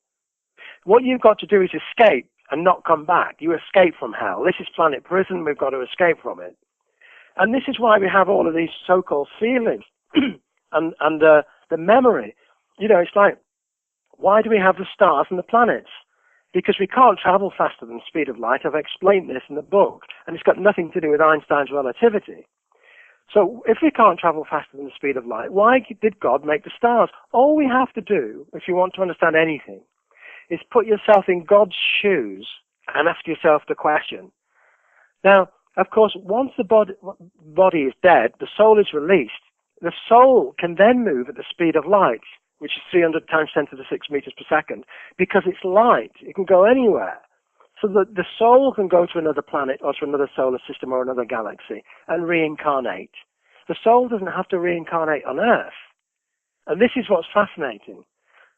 And as I say, if you can sit down and ask yourself all sorts of questions about, why do we fall in love? What is love? Well, of course, there are various types of love. The love that Jesus spoke of, love for a fellow man or another living thing, is a sincere and genuine wish for the well-being of another living thing. Now, it's not the love of boyfriend-girlfriends. It's not the love of aficionados, because that is an emotional attachment. It is madness. It is hormone-induced insanity. So you say, well, why would God want to make us become insane periodically? Because God wants to grow. As I mentioned earlier, the only way to grow is to make people have babies. But nobody in their right mind would bring a baby into hell. So he makes people go mad. We call it falling in love. Now, when we fall in love, we think, darling, you're beautiful, you're wonderful. The only thing better than you is more you. This is what God says, because he made us in his own image. So you say, let's have another one just like you. And they think that they're having a baby which is just like them, when of course that baby may have been a tiger in his last life. It's got nothing to do with them. It's all illusion. But of course, the body is very clever. The body heals itself of anything. It tells us in the Bible, if you're ill, God will come to your rescue inside you. God is inside you. He will repair your body. He will heal you of anything. And then love, falling in love, falls by the wayside, and you become sane again. But by that time, you've got 3 kids. And this is how it works. So if you ask yourself, why would God want people to be crazy? It's because he wants people to have babies. And nobody, we think we're intelligent human beings. But as I said, no intelligent person would bring a child into this world. And of course, the ancients used to marry their sister, the Egyptians and the Incas. And the reason they married their sister was because they know they reincarnated into the same DNA. That is, if they came back at anywhere near the same voltage. Clearly, if they came back as a slug, it's because their voltage has really gone down in their lifetime. But if they were more or less the same voltage, then they would come back to the same DNA, and they would be a pharaoh or an Inca king in their next life, and they'd have a better chance of getting to heaven. So they always married their sister. Clearly, if you've got no kids, you've got nobody to come back to, unless you've been really bad and you come back as a slug or something. Fascinating, Maurice, fascinating. It's such a new, radical, fresh and welcome mindset and research you've brought through in the book, Maurice. It's been a welcomed read. It really has, I'd just like to say, James, just one other thing. Some people say that Catholics do not believe in reincarnation. And let me say that this is not true. And the way I can explain this is because what I show in the book is that the earth is hell. Now, once you've taken that on board, now we examine the Bible. The Bible says if you're good, you go to heaven. If you're bad, you go to hell. What I'm saying is if you're bad, you come back to earth, which is hell. So it's only our description of what hell is that varies. Catholics still believe that if you're bad, you go to hell, which is, this is hell. And it's like if you have a little toy, like a little drummer boy playing the drums, a little monkey playing the drums. If you put the battery into the toy, the monkey comes alive and starts hitting the drums. If you take the battery out of the toy, then we say he's dead, the monkey's dead. But you put the battery back in the toy, he starts playing the drums again. We take the battery out and we say he's dead. Now that's the same as a human being. We put God into the human being when he's in the womb. He lives for 70 years. But when you take God away from the human being, we say the body is dead. It won't move anymore because it's lost its voltage. It's lost its soul. The soul goes on to the next step of its journey. I think that's one of the concepts that I kind of appeals to me so much that you talk about is the voltage of the soul, the bioelectrics. I mean, you always think in terms of electricity or electromagnetic waves. God is light and light is electromagnetic energy, like. You know, it is a simple process, you know, and us humans complicate it, Maurice, you know. And of course, it explains all of the beliefs about reincarnation, that good people come back as bad people come back as good people, rich people come back as poor people. There's an inverse mechanism to the transmigration of the soul. So this is what the Bible says: the first will be last and the last will be first. And if you want to go to heaven, you've got to give all your money away. This is why all religions have this reincarnation hypothesis, if you want to call it that. Forgive me. All of them subscribe to it. And all of the religions are the same. As I was pointing out earlier, Krishna is the same as Tutankhamun, who is the same as the king of Hotchdorf, who is the same as Buddha, who is the same as Jesus, who is the same as Lord Paikal of the Mayas, who is the same as Viracochas of Peru. These are all the same reincarnation over and over again. God comes down to earth and he teaches us what's right and what's wrong, morality, ethics. And he sets down this knowledge so that those who are really intent on finding it will find it. But he decodes it because he doesn't want the wrong people going to heaven. So he has to encode it, not just to survive catastrophe cycles and wars and weather and things like that, but also because he doesn't want bad people figuring this stuff out and going to heaven, because that's not allowed in this scheme. Bad people come back again and live over and over again for thousands and thousands of years. Sure. I was just thinking about Akhenaten there on, you know, he brought in this, he was the heretic, like, that brought in the sun-worshipping single world atheist religion, like. Well, he wasn't. I mean... I know, he wasn't, like, but that's what they portray him as. That's like, right. Tutankhamun was the son of God, and Akhenaten was not, as they suggest, his father. We're told, if you decode the tomb effects of Tutankhamun, we're told that Akhenaten could not have been his father. He was more of a guardian. He was the forerunner of Tutankhamun, a bit like John the Baptist, who, you know, one wonders if Jesus knew he was Jesus. They try to sell that hypothesis, don't they? They really try to push that he is the son of Akhenaten. Well, no, when I say that, I mean, did Jesus know who he was? Maybe it wasn't until he met John the Baptist, and John the Baptist says, "You are Jesus, you're the guy." And he must have said, "Am I?" Until that point, because that's when his life changed. It was at that point his life changed. Maybe it was so obvious he never thought about it. It's like me when I said, "Oh, when is somebody going to figure out how astrology works? When is somebody going to figure out how gravity works? When is somebody going to figure out why the Earth is boiling hot in the middle?" And it always fell down to me. I was the guy who had to do it. Sure. You know, the funny thing is, Maurice, you know, I was, you know, I was building we're such a similar background. I was building radio transmitters as a kid. It was a hobby I had, and I had my first radio station when I was 10. I was telling you that last time we spoke. But, you know, I was also on oil rigs working, and I was cocooned on this oil rig, and I used to study the astrology of the people, and that's where I kind of got my appreciation for astrology as a psychology, as a mechanism to understand people, because I've seen people playing off each other in this weird little cocoon I was in, this rig, and, you know, I just wanted to understand it, like, and I didn't have the mechanism, like, you know, and I like what you do with the astrogenetics and the sun, because it's so much sense, you know, this other astrology that I'm taught makes some sort of sense, but the mechanism's not really there to explain it, and I think that's what you really hit home. You nail it really 100%, like. Absolutely. And of course, the moment of conception is 9 months away from the moment of birth. And some astrologers look at the moment of birth rather than conception. And therefore, they don't agree with my work because they don't want to be out of a job. They don't want to be on a dole.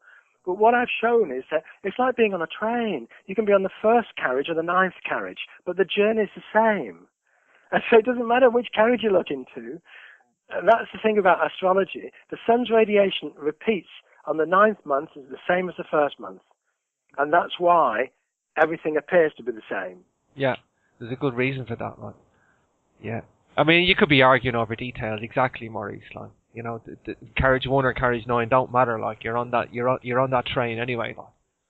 But, Maurice, if I don't ask you about the amazing lid of Blanquet, I'll go insane, because when I was in my mid-teens, I picked up the Mayan prophecies. Probably would have been 16, 17, I think, and it was my first alternative history book, if you want to call it that. And it was the one key thing that got me was the number system on the Little Palenque. And I remember I was going out with a girl one time, and I was in the British Museum, and we were touring around. I'd lived in London for a while, and they have a replica of the Little Palenque on the wall on the back staircase, and I was walking up, and I was just thinking about this today before the show, and I was like, I was standing there, and I was telling her about the Little Palenque and the number system that I had read about it when I was a youngster, and in this book, The Mayan Prophecies, and I hadn't seen, I just knew it as the Little Palenque once I saw it. And this other couple had been standing near us listening to me talking, and then I go, really? And they just started asking me questions about it. And I was just recalling this today, and then they were asking me all these really deep questions, and I just was regurgitating some facts from the Mayan prophecies and the number system, and how weird that this ancient civilization knew about it. And then, but that's the time I started telling them that, and other people started listening. And I had a group standing around me, and I had to walk away because they thought I was some tour guide doing some tour of the British Museum. But I've given lectures to thousands of people, and they're all interested. They're glued to their seats, and they all want a book afterwards. But see, their eyes open once you start explaining all this stuff to them, and you explain how they can be happy, how they can find happiness, and what life's all about. You know, the women are interested in the fertility aspects and the babies and things like that. You know, the men want to travel faster than light and things like that. And there's something in it for everybody. My audience has ranged from kids aged 14 to old people aged 90. You know, I used to do quite a few at the Daphne du Maurier Festival, quite a few lectures there when books came out. Quite some time ago now, in the 2001, 2, 3, and so on. And the people, they would come up to me afterwards and say, but I never realised that the book was about this sort of stuff. I gave a lecture in Waterstones in Plymouth once, and a lady came up to me. Oh, it's the lady who worked there, actually. She said, we've been selling this book for the last 2 weeks. And I didn't know it had anything to do with women or fertility or love or anything. I thought it was all about science. I used to live in Plymouth, Maurice. Did you? Yeah, I spent about 4 or 5 years there. But for my sins, I used to say people, but I actually quite enjoyed it because I used to get on the ferry and go to Brittany and escape as well. Like I didn't mind Plymouth. I lived in Cornwall too, but a beautiful part of the world. Like. Yes, I lived in Saltash in Cornwall for 25 years. In Saltash? Yeah. Really? In Cornwall? Yeah. Just over the bridge? Yeah. Oh, very good. Yeah.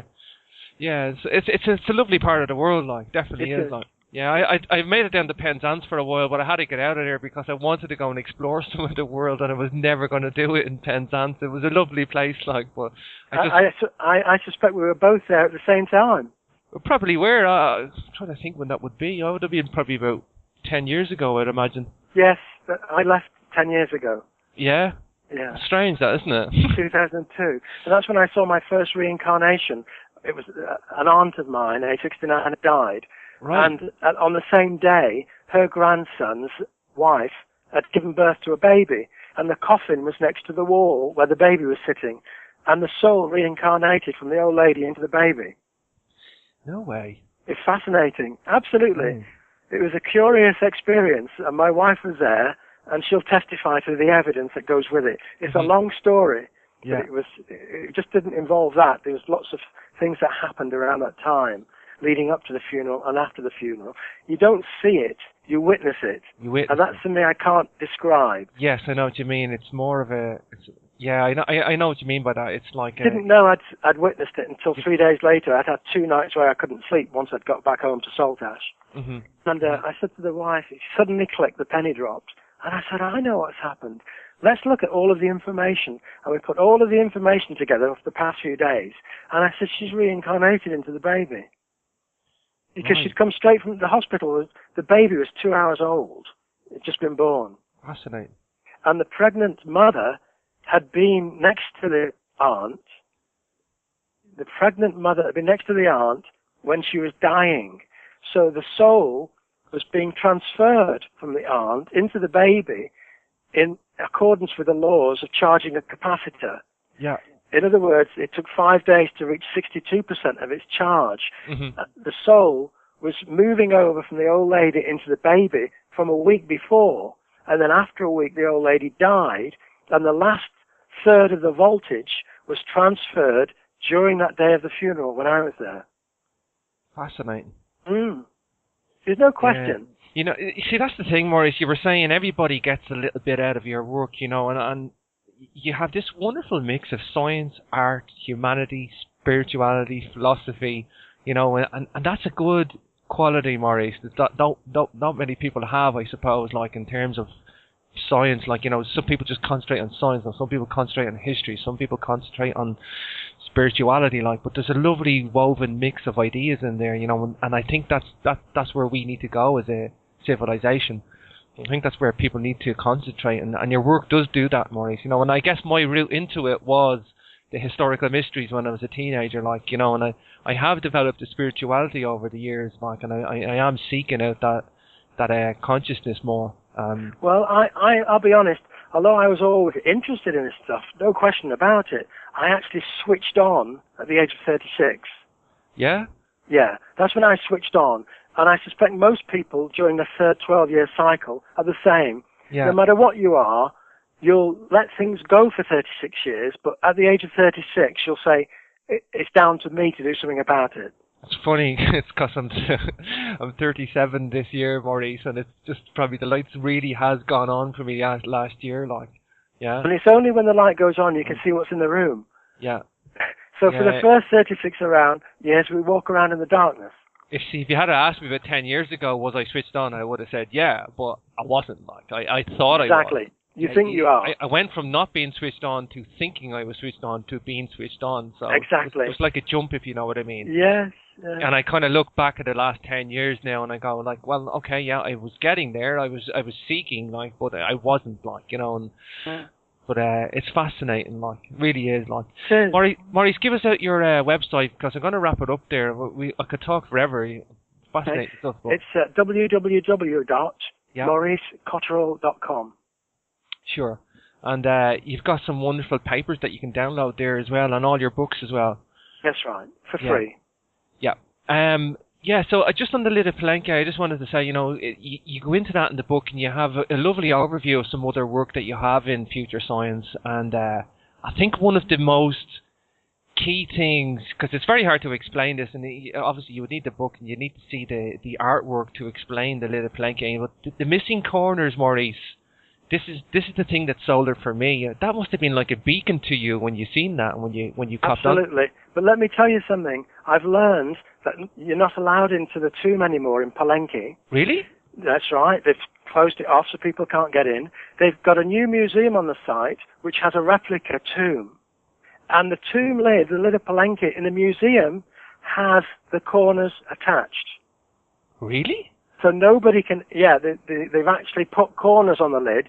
So nobody now can ever decode that lid. Is there a sinister plot to that, or? I don't know. That's strange. What did they just square the corners off to make it look more? They must have thought they were damaged, and they completed the corners, and without knowing that with the corners you could decode it. Sure. Well, that's most unscientific, of course.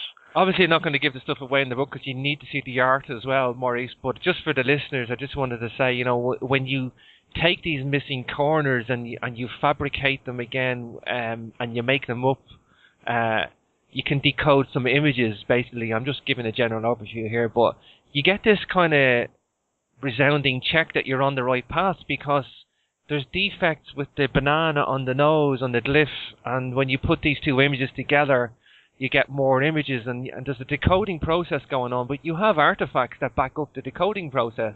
Absolutely. You know, they wouldn't let it be ambiguous. They would not allow any ambiguity at all in the decoding process. So every picture appears in 3 different forms. That's what I wanted to get at. Yeah, there's no ambiguity there. You can't say that's a bit reaching, or it's not like that at all. It's just this decoding process just keeps going and going, and it's nice to have the artifacts there. That appeals to me, Maurice, I guess. Yes, it's wonderful. It's beautiful. It's beautiful. It's beautiful when you see it, like, you know. It's a living miracle. Very much so, Maurice. Very much so. Well, look, Maurice, I really thank you for your books. I mean, you really have gone and provided a wealth, and I'm glad you did it, because as you just told me, you know, they've closed off the lid of Palenque. Like, if you hadn't have done that, I mean, who would have, Maurice? Like, so exactly. And know, it's curious that the tomb was opened in 1952, the year I was born. Is that right? Yeah. Fascinating. It is, isn't it? Yeah, it's somewhere I've never been to Central America. I've been to Egypt on 3 occasions, but I've never been to Central America. And I've always wanted to go, particularly just to see the pyramids and the astronomy. You know, the astronomy would appeal to me, Maurice. So, but I just wanted to ask you before we go, Maurice, what do you make of ancient Egypt and the Great Pyramids? Have you studied the engineering of the Great Pyramid, or? I have. Yeah. I think Christopher Dunn's book is a very interesting one. Sure, and I had Chris Dunn on the show, as you know. Yes, I think it's very sensible, reasonable, rational. I've one or two questions about it, what he's saying, but I think it's one of the best treatises on the pyramids. When I was in Egypt, and this might be true or not, when I tried to inquire how many pyramids in Egypt there were, I was told between either 96 or 97. Now, I don't know if that's true or not, but those are both significant numbers in regard to the sunspot cycle. That's right, yes. The 96 and 97, you told me that. And now the Newgrange as well, you were saying. Yeah, now the pyramid builders, of course, they were like 2300 BC, and Tutankhamun didn't come till about 1315. So there was a flowering in Egypt, and clearly the flowering was caused by godly energy coming down and building the pyramids. And they were depositories of knowledge. There's no question about that. They were saying, look at us, how clever we are. And if you look at the lid of Palenque, the first thing you realize is these people were geniuses and we're imbeciles. So they were trying to tell us that they wanted us to look carefully at the size of the stones, because it would suggest that they had access to anti-gravity and understood physics. They wanted us to understand that they didn't use cement to put the stones together, for example. Hundreds and hundreds of different things, like the giant obelisks and things like that. They left some of them, one at least, in position, suggesting how they may have quarried the stone and things like that. And it was clearly an educational experience, just like the Mexicans were trying to teach us about everything. The Egyptians were trying to do the same at a different time in history, just as Tutankhamun tried to do, just as the king of Hotzdorf, the Celtic leader, tried to do, just as Qin Shi Huangdi in China, the first emperor of the unified China, tried to do. So these are all depositories of knowledge and information. Sure, and I think what I take away from your work, Maurice, is that I must now think of ancient civilizations many levels of intellect above what I was, because, you know, these guys left us a legacy, and, you know, there is individuals in the history, like the specific historical figures and religious figures that you mentioned, but, you know, they encoded this in true art and science, like, and left us resounding evidence to check it and recheck it, and, you know, there's just such a level of intellect there. It's a lot more than what I was thinking. Like, you know, I was thinking into engineering terms, Maurice, and you forgive me for that. Like, no, I understand, but you see, the archaeologists, when they can't understand something, they clutch at straws and make things up. They say, well, these people didn't have the wheel, therefore they're primitive, but they didn't have the wheel on Star Trek. They beamed each other about the place. And they said these people didn't have mobile phones, therefore they were primitive. But they used ESP, they didn't need telephones. And it's when you start looking at things in a different way, you've got to start dismissing idiotic human beings. You just mentioned anti-gravity there too. Are you familiar with Coral Castle and Leeds Calvin? Oh yes, in fact he was very helpful. Ed Leeds Calvin was very helpful to me in my understanding how gravity works. That's funny, because I was going to ask you about, do you think that your future science could help reverse what Leeds Calvin did? So. Well, what Leeds Calvin said was, all of the engineers and scientists are wrong. There is no such thing as electrons. It's all about spinning magnets. Right. Yes, because he talked about this electromagnetic anti-gravity thing, didn't he? Yeah. He said that electricity was not caused by electrons, it was caused by spinning magnets. Now, I came along, having qualified as an engineer, the background of an engineer. And I said, well, I believe electrons move along a wire because I understand why, but I also understand that Leeds Kalnin, this Latvian immigrant into America in the 1920s who built Coral Castle with stones weighing dozens of tons. He's only a little guy, wasn't he? He's tiny, like a slight guy. He said it looks like he figured out how gravity worked and how anti-gravity worked, but he was so upset at the reception he got, he decided to conceal it and keep it secret. And so he wrote some pamphlets or booklets, which were all in code. And in fact, somebody's written to me and showed me how the code actually works and how you can get more information from it. But apart from the code, he also said that electricity doesn't work by the movement of electrons, it moves by spinning magnets. So my question was, given that I believe he was right and modern engineering is right, in part, how could I reconcile the two? And there was only one way how an electron could become a magnet, and that was if it was coil-shaped. Because if you spin a coil through an electric field, it would become a magnet. It would induce a magnetic field. So it was Leeds Kalnin who put me onto it by saying all of engineering was wrong. It's all about magnetism. And of course, what I've shown is it's not all about electricity, and it's not all about magnetism. It's about electricity and magnetism. Well, that's strange, because when I had been reading future science and I'm looking at this wonderful theory of reversing gravity with I was just automatically thinking of Leeds Kalnin, and you know, some people think he was broadcasting some weird frequency around the place and lifting the stones off the ground.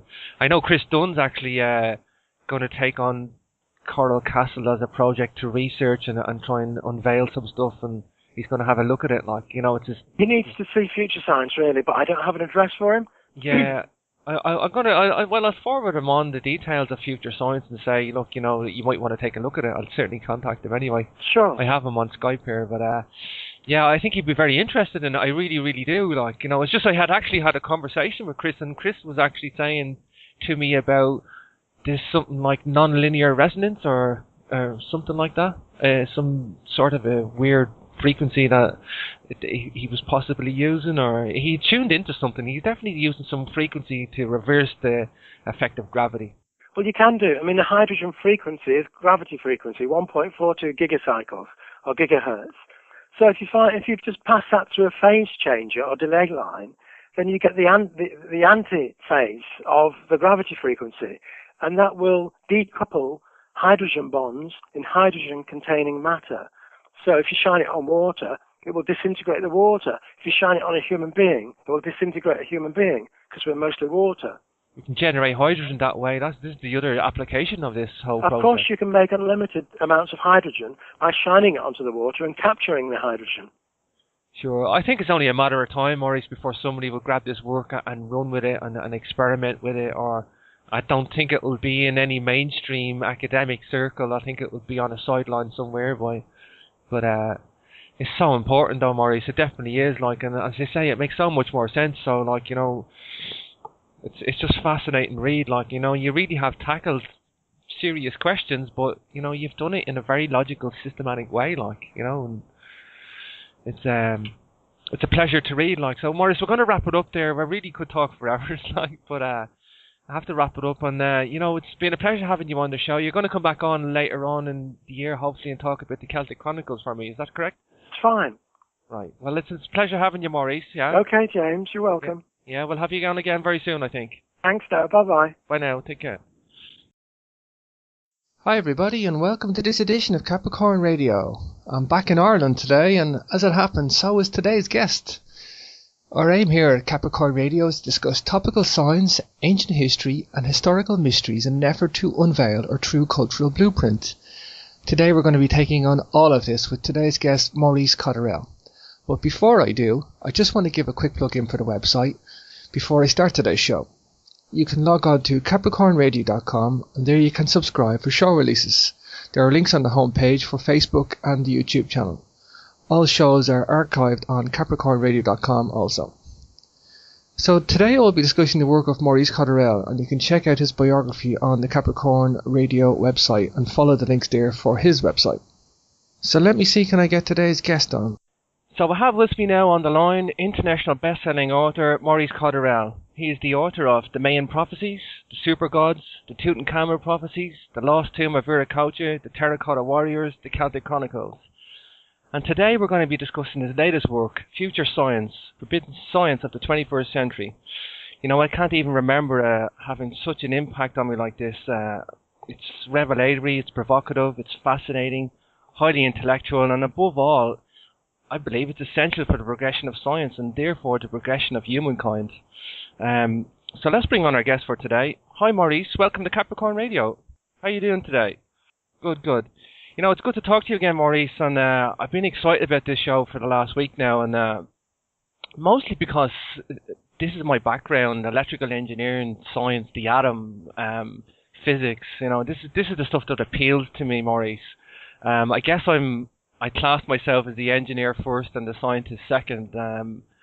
But I know you've got an interest in both, Maurice. And I guess, Maurice, just for the listeners, and get some of your background and your early career before you came an author, and build a picture for the listeners, I think.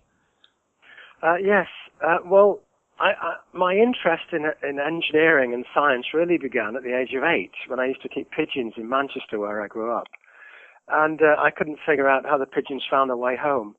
And I remember when I used to let them go, they used to fly up into the air, circle once or twice, and then zigzag all the way home to Manchester. And I was fascinated as to how this, what they were sensing, what they were actually doing. And I had to wait until I was 20 years old, and I went to see as a radio officer on board ship. And I was standing in the wheelhouse one day in a storm. That means finding the difference between them, and then finding the difference between that common field, or the aggregate field, and the Earth. And what I found was that there's a cycle of 11.49299 years. Then I realized, once I put these into the Cranfield computer, that there's actually another cycle which takes 187 years to go through its complete changes. So once I'd figured the duration out on the Cranfield computer for 187 years, now these numbers may sound a little bit complicated, but they're not really. It's just that the numbers are very important, as I'll explain in a second. So this 187-year cycle is actually 68,302 days. It's quite exact. But this mixes with the 11-year cycle to produce an 18,000-year cycle, which changes its direction 5 times during the cycle. In other words, the sun's magnetic field changes 5 times every 18,139 years. Now, what that means is that every 1,366,040 days, that's every 3,740 years, the direction of the sun's magnetic field changes. Now, curiously, the coincidence I found was this. The ancient Mayas in Mexico, who disappeared in around AD 750, that's 1,250 years ago, they worship that number as a magic number. The question which raises the question of how could a so-called primitive civilization who worship the sun as the god of astrology and the god of fertility, how could they have known this 1,250 years ago before the computer was developed? So this set me on a search of ancient civilizations, in particular those that worship the sun, the Mayas of Mexico, the Incas of Peru, the Egyptians of around the age of Tutankhamun, the ancient Chinese of around 200 BC, and of course the Celtic people that migrated from Eastern Europe and Scythia and Egypt around about commencing about 5,000 BC and finishing up about 800 AD. So this investigation of ancient sun-worshipping civilizations then allowed me to understand all other kinds of things about science and physics, and that they obviously possessed a higher awareness of science, solar science, and not only that, but spirituality, elation, and personality determination. I discovered that this radiation shuffles at the genes at the moment of conception, and this causes 12 types of personality. because there are 12 types of radiation every year. And then from that side, it was quite a coincidence, really, because I was walking down. Oh no, I've missed a step out. I was then working at Cranfield University from 1989 as head of electrical and communications engineering. And I looked after the electrical and communications infrastructure of the university. It was not on the academic side, it was on the management side. And one of the jobs I had to do was working with the computer center, which had one of the biggest computers in the world at that time, a batch of DEC computers. And I was trying to figure out the duration of a long-term sunspot cycle. I'd calculated the 28-day one clearly. We can observe the sunspots on the sun. They appear as dark regions of the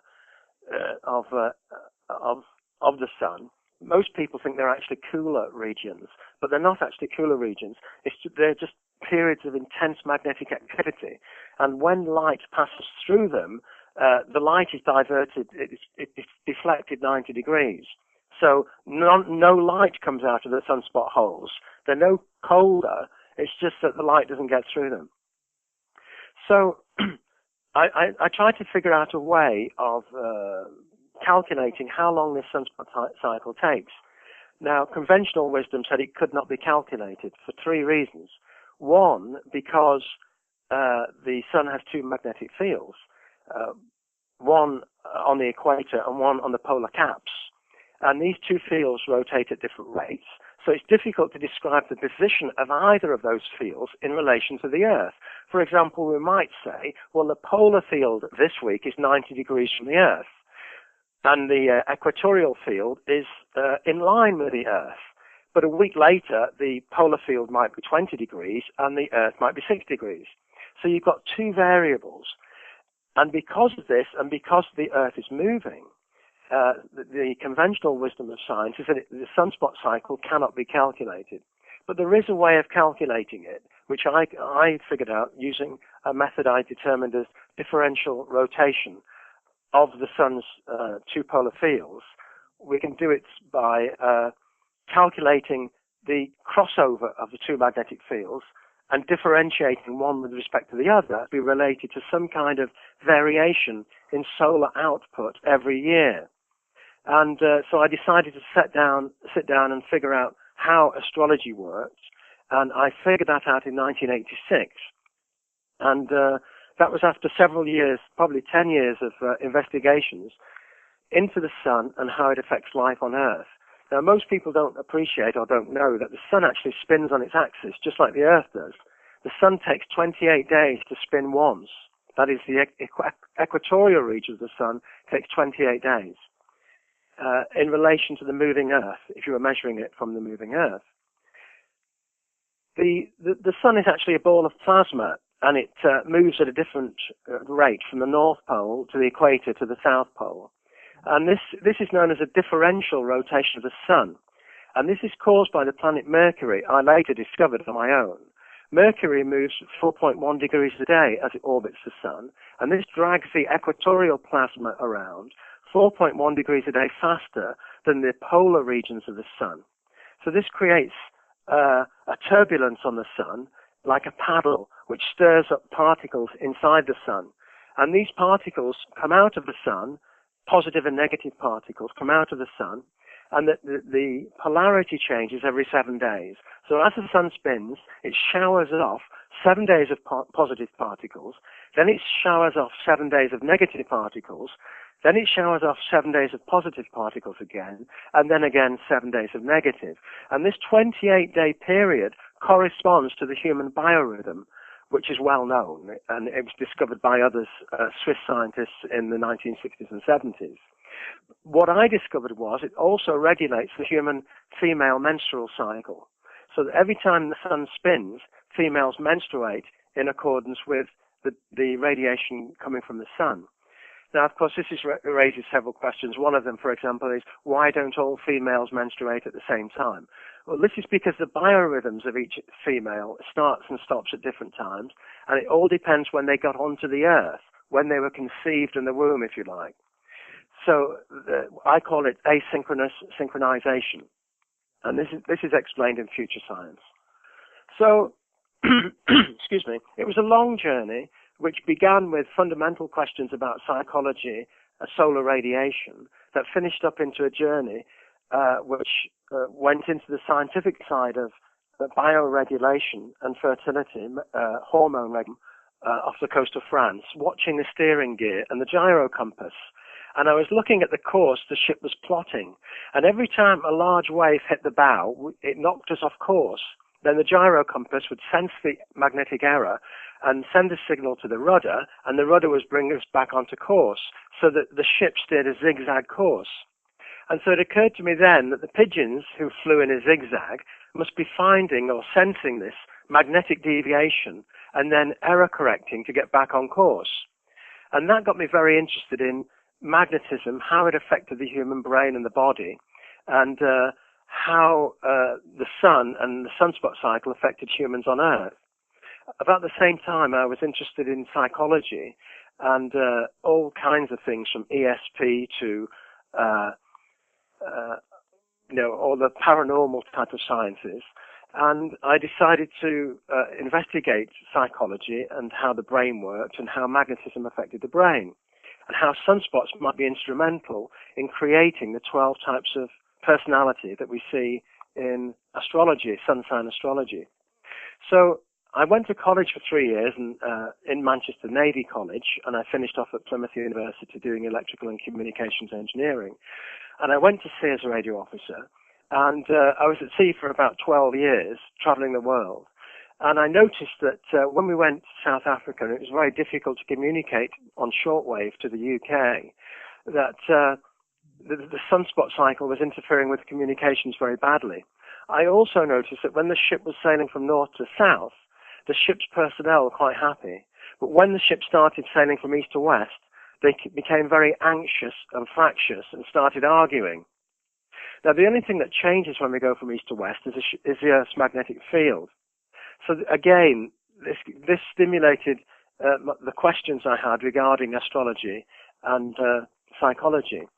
The first trip I went on finished up in China, and it was there I went around the marketplaces and and the temples and talking to all kinds of people. And it was I then learned about Chinese astrology, the 12-year cycle, in addition to the 12-monthly cycle of Western astrology. So once I started to bring all these facts together, I began to realize that clearly the 11.5-year sunspot cycle must be related in some way to the 12-year Chinese personality cycle, the astrological zodiac, and that the 12 personalities of our own zodiac must